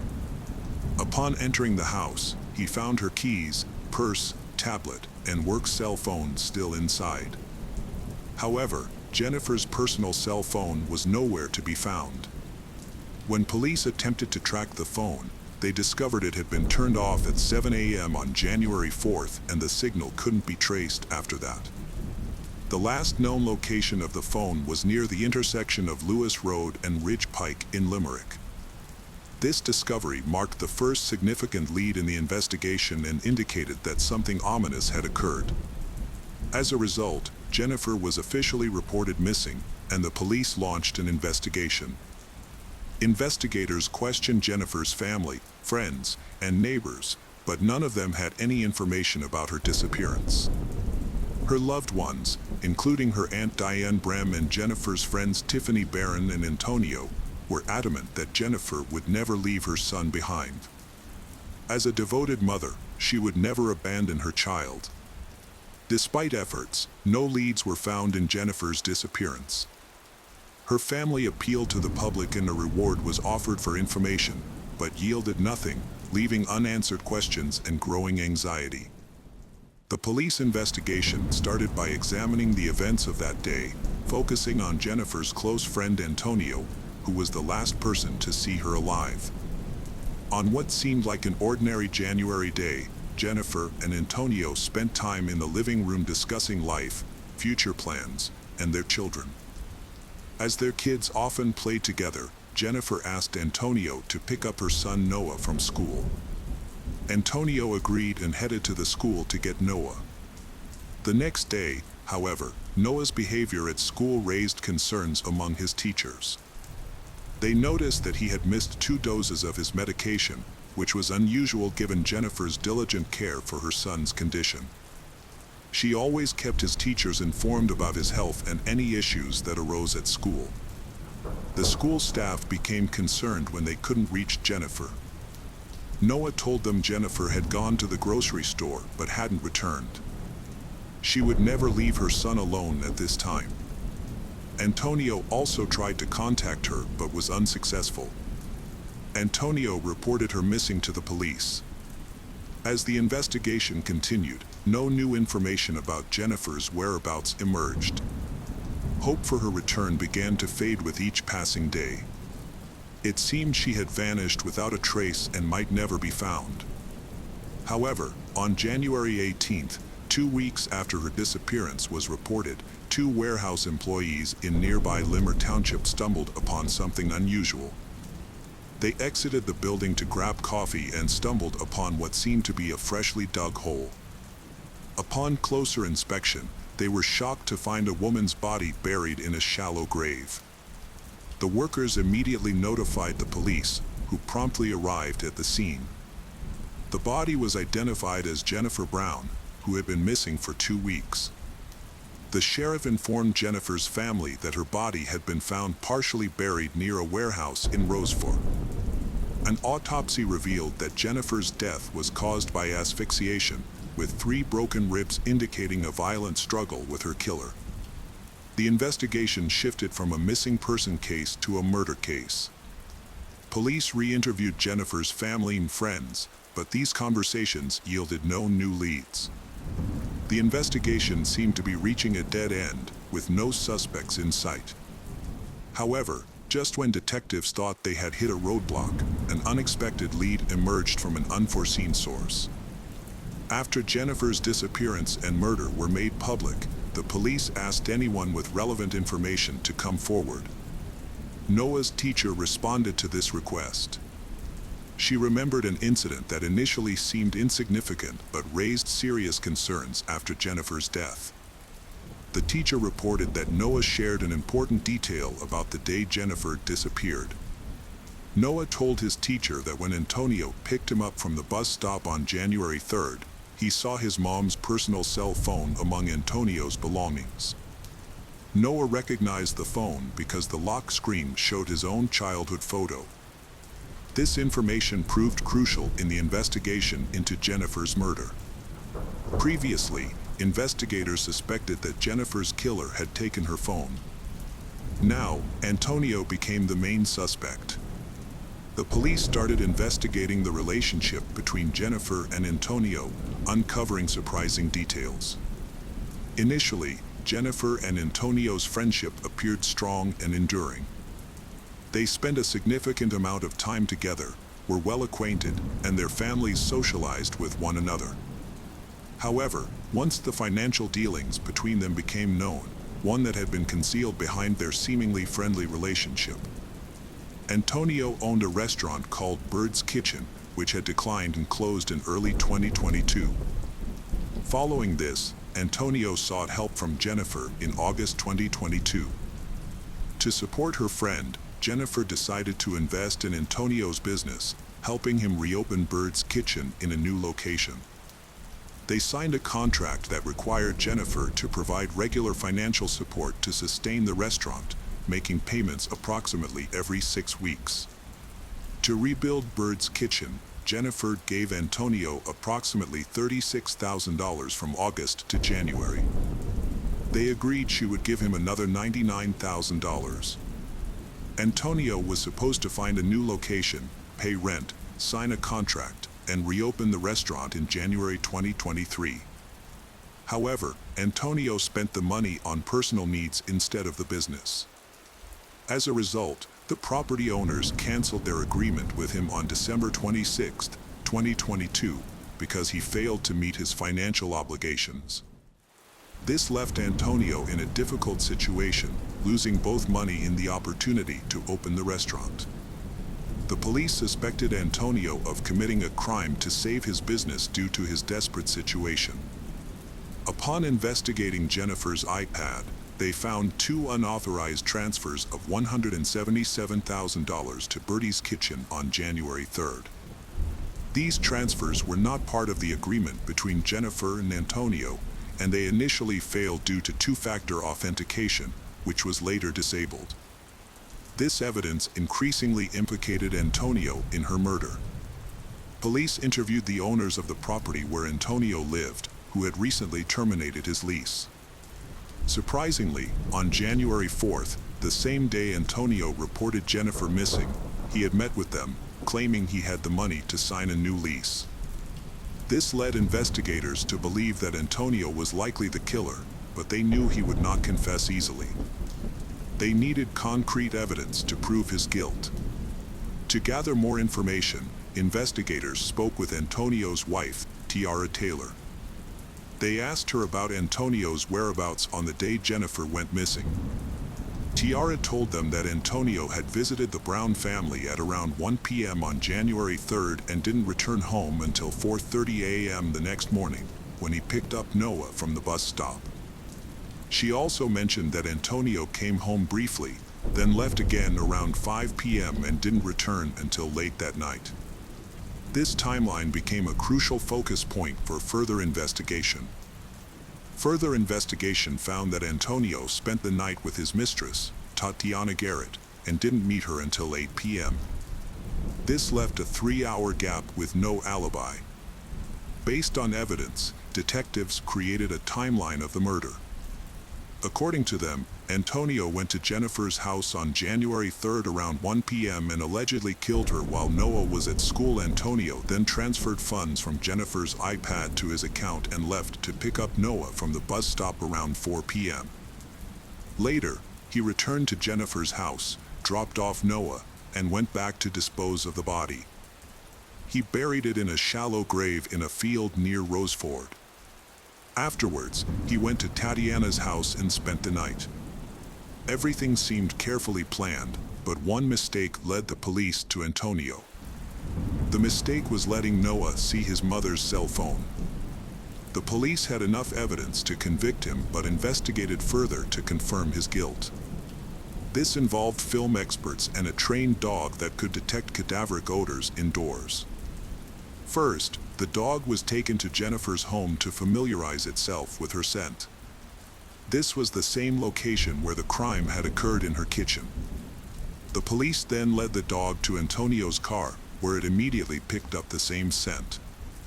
This final piece of evidence solidified the detective's suspicions of Antonio's involvement in the murder. After months of investigation, Antonio was arrested on February 8th and charged with first-degree murder, third-degree murder, and theft. He is currently being held at the Montgomery County Correctional Facility without bail, awaiting a preliminary hearing where he will face the law for his alleged crimes. Jennifer's loved ones were devastated by her death, especially since the killer was someone they trusted. Now that the killer has been brought to justice, the case was finally closed. The boys' observation of the killer's mistake played a crucial role in uncovering the truth and bringing the perpetrator to justice. The tragic events in Limer Township serve as a reminder that even the most meticulously planned crimes will ultimately be solved. Cruel and inhumane acts will not go unpunished, and those responsible will face the law. The case of Cody Johnson. At the age of 23, Cody was looking for a long-term partner. He confided in his friends about his desire to marry a woman who shared his values, specifically someone from a religious background. On Halloween 2011, he met Jordan, who would eventually become a pivotal figure in his life. Born in August 1991, Jordan grew up in Kalispell in a deeply religious family. She attended the Faith Baptist Church, where she worked with children and families, and her ultimate goal was to become a stay-at-home mother. When Cody and Jordan first met on Halloween, they quickly formed a connection. Although initially shy, Jordan opened up to Cody about her dreams of starting a family and her love for nature. Cody was smitten, but Jordan, who was only 20 at the time, was not ready for a serious relationship.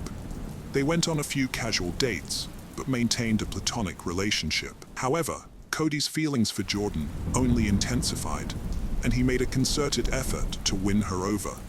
He joined her church, First Baptist, and began to socialize with her friends and community. Before long, their friendship blossomed into something more. Cody and Jordan officially started dating in November 2011, and Cody became completely enamored with her, wanting to spend all his time with her. Cody was convinced he wanted to marry Jordan just weeks into their relationship, despite her desire to remain chaste until marriage. Those close to they noticed Jordan didn't seem as invested in Cody as he was in her. While some attributed this to her shy nature, others were concerned about the imbalance in their relationship. They rarely showed affection in public, didn't hold hands, and didn't flirt. So, when Cody proposed in December 2012, many of Jordan's friends were surprised she accepted. They thought she wasn't ready for marriage after just a year of dating, but they were happy for her. Jordan eagerly shared her engagement ring on Instagram, captioning the post, "He proposed. Best early Christmas present ever." The wedding was set for June 29, 2013, and planning began immediately. Cody was heavily involved, along with Jordan's best friend and matron of honor, Kimberly Martinez.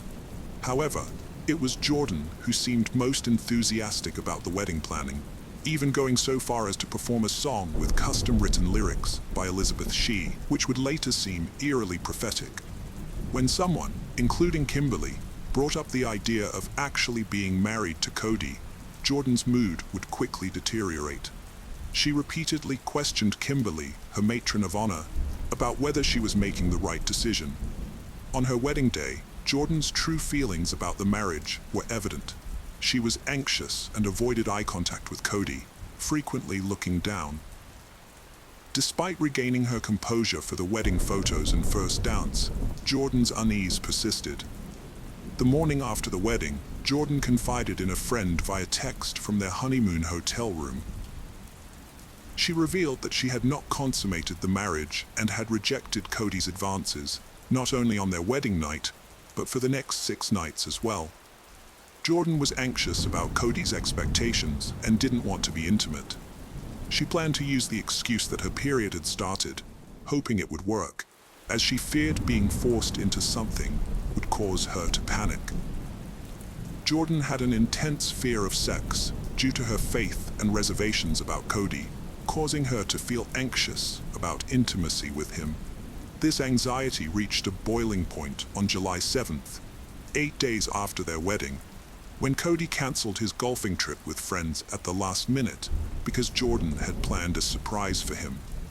After attending church and spending some time alone on the lake, they had dinner with friends at Dairy Queen. Cody then went home with Jordan, and this was the last time anyone saw him. When Cody failed to show up for work, his co-worker Cameron Fredrickson became concerned. As a reliable and punctual employee, Cody's absence was unusual. Cameron decided to visit Cody's new house, which he had purchased with Jordan before their wedding. After knocking with no response, Cameron let himself in and searched the house for any clues about their disappearance. However, he found nothing.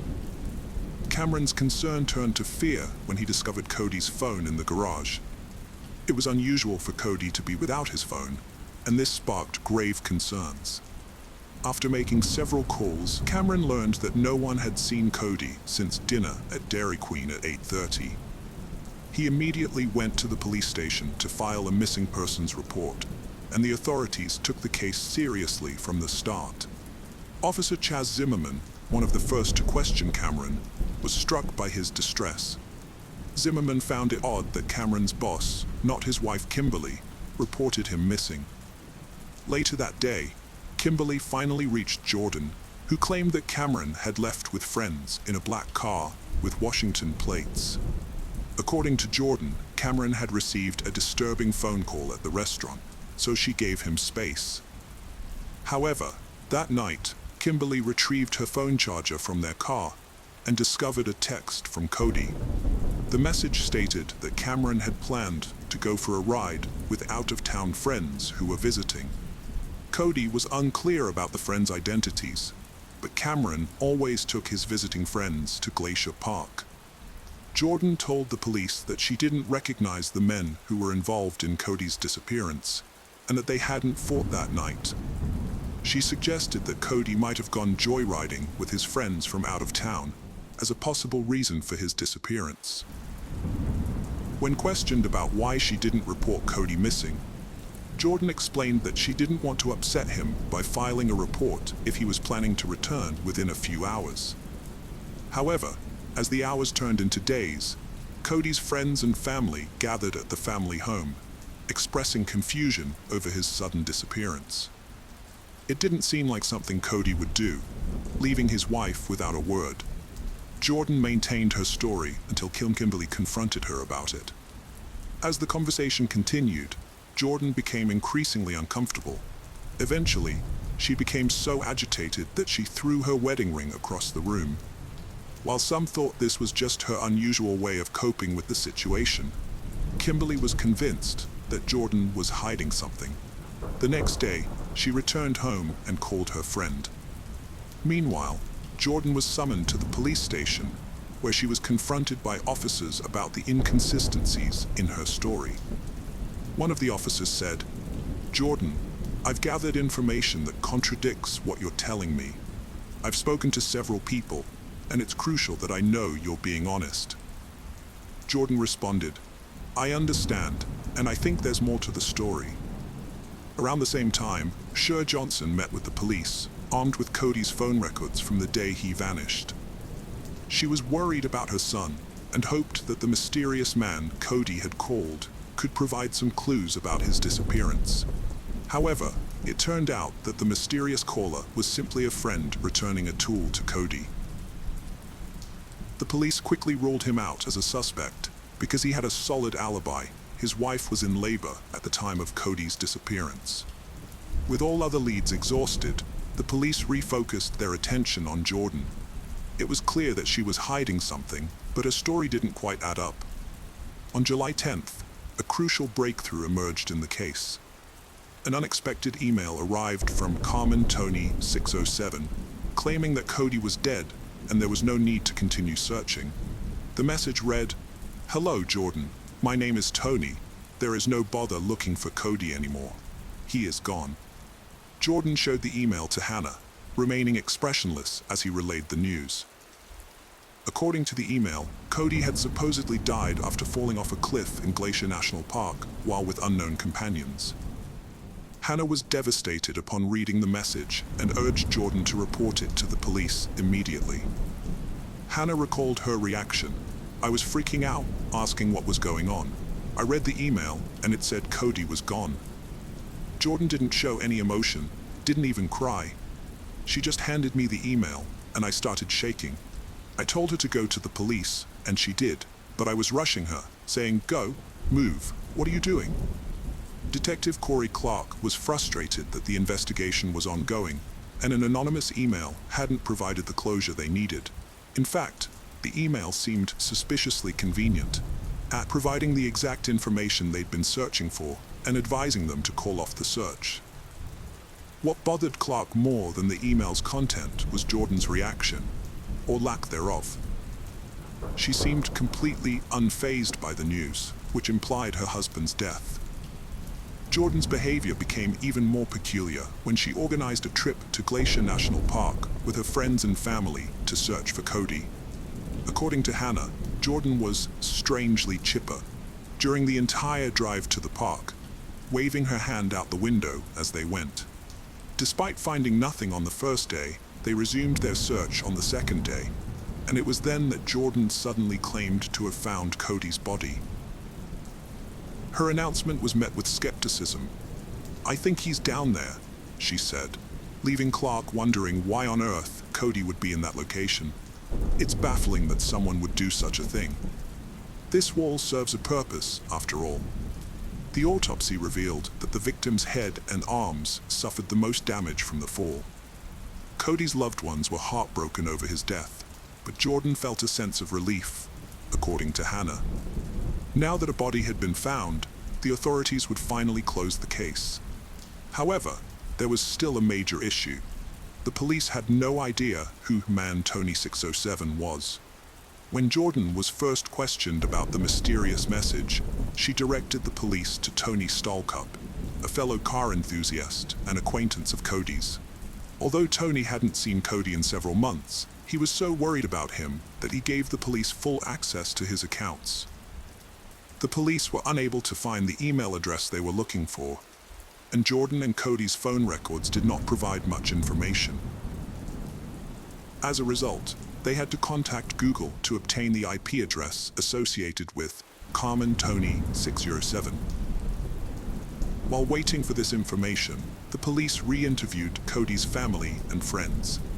During these interviews, Kimberly finally shared with the police Jordan's fragile mental state leading up to her marriage to Cody. She had expressed doubts and fears about marrying him, asking Kimberly multiple times if she should go through with the wedding. Jordan confided in Kimberly about her horror and fear of having sex with Cody, even regretting that Ed had married him and wishing she could undo everything. When Kimberly advised Jordan to be honest with Cody about her feelings, Jordan responded, "I should be happy, but I'm not. If I tell him, it's going to break his heart." 2 days before Cody's disappearance, Jordan typed a disturbing message. "He held me down the other night, and he was in my face." On July 7th, the police discovered another revealing exchange, in which Jordan intended to talk to Cody, but was terrified of his reaction. Jordan went to her friend Kim's house later that day, and recounted her conversation with Cody, which didn't go well. Cody became enraged, and she left to give him space, eventually spending the night at her step-parents' house. When the police learned about this, they became more suspicious of Jordan. Around the same time, they received information from Google that linked the email address Carmen Tony 67 to her stepfather's computer. Although a brief interview with each member of the Graham family suggested Jordan was behind the email, it wasn't conclusive evidence. However, cell phone records and security cameras painted a clearer picture. The records showed that Cody and Jordan's phones were in the vicinity of Glacier National Park on the night of Cody's disappearance. Security cameras even captured them entering the park at 9:17 p.m. Despite Jordan's initial denial of being with Cody that night, the evidence suggested otherwise. On July 18, 2013, the police brought Jordan in for questioning and presented her with the evidence.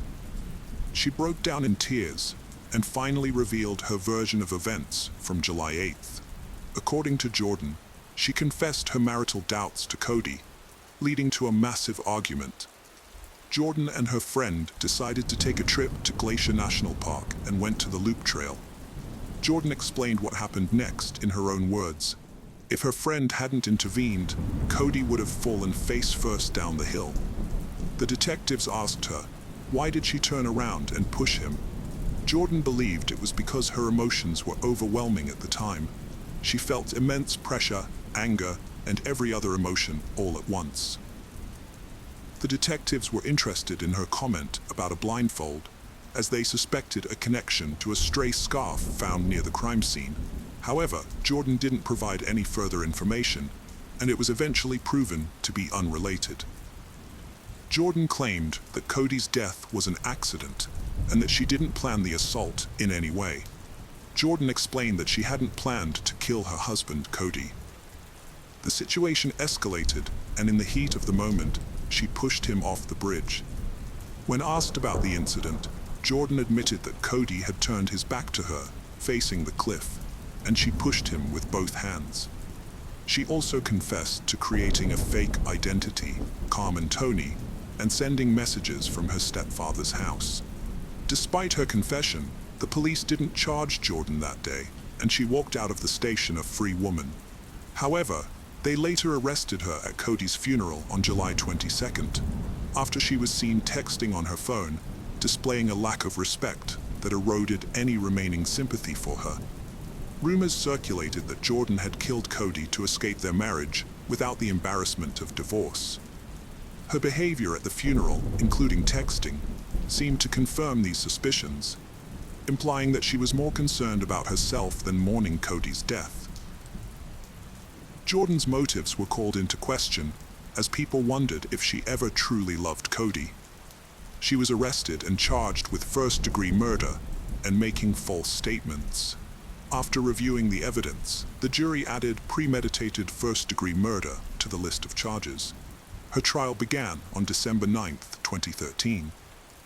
From the start, the prosecution aggressively challenged Jordan's story, raising doubts and inconsistencies. They questioned why she lied to Cody's friends and family, and whether she was truly remorseful or innocent. The prosecution's questioning was relentless, and Jordan's situation looked increasingly dire. The testimonies from Cody's loved ones further damaged Jordan's case, portraying her as a heartless wife who murdered her husband to avoid intimacy. Her defense team attempted to argue self-defense, but it seemed unlikely to succeed. Faced with the possibility of a worse outcome, Jordan opted for a plea deal, accepting a 30-year prison sentence without parole in exchange for the prosecution dropping the first-degree murder charge. Before Jordan was sentenced, she tried to withdraw her guilty plea when she learned the prosecution intended to pursue a charge of premeditated first-degree murder, which carried a maximum 50-year sentence. The decision was up to District Judge Donald Malloy, who had to decide whether to accept her original plea or start a new trial. On December 13, 2013, Judge Malloy sentenced Jordan Lynn Graham to 30 years and 5 months in prison. Despite Jordan's attempt to reverse her plea, her case was not reopened or re-examined. The federal prosecution aimed to set a precedent with her case, sending a message that anyone who commits murder under federal jurisdiction will face swift and severe punishment. As a result, Jordan will not be released from prison until she is over 52 years old.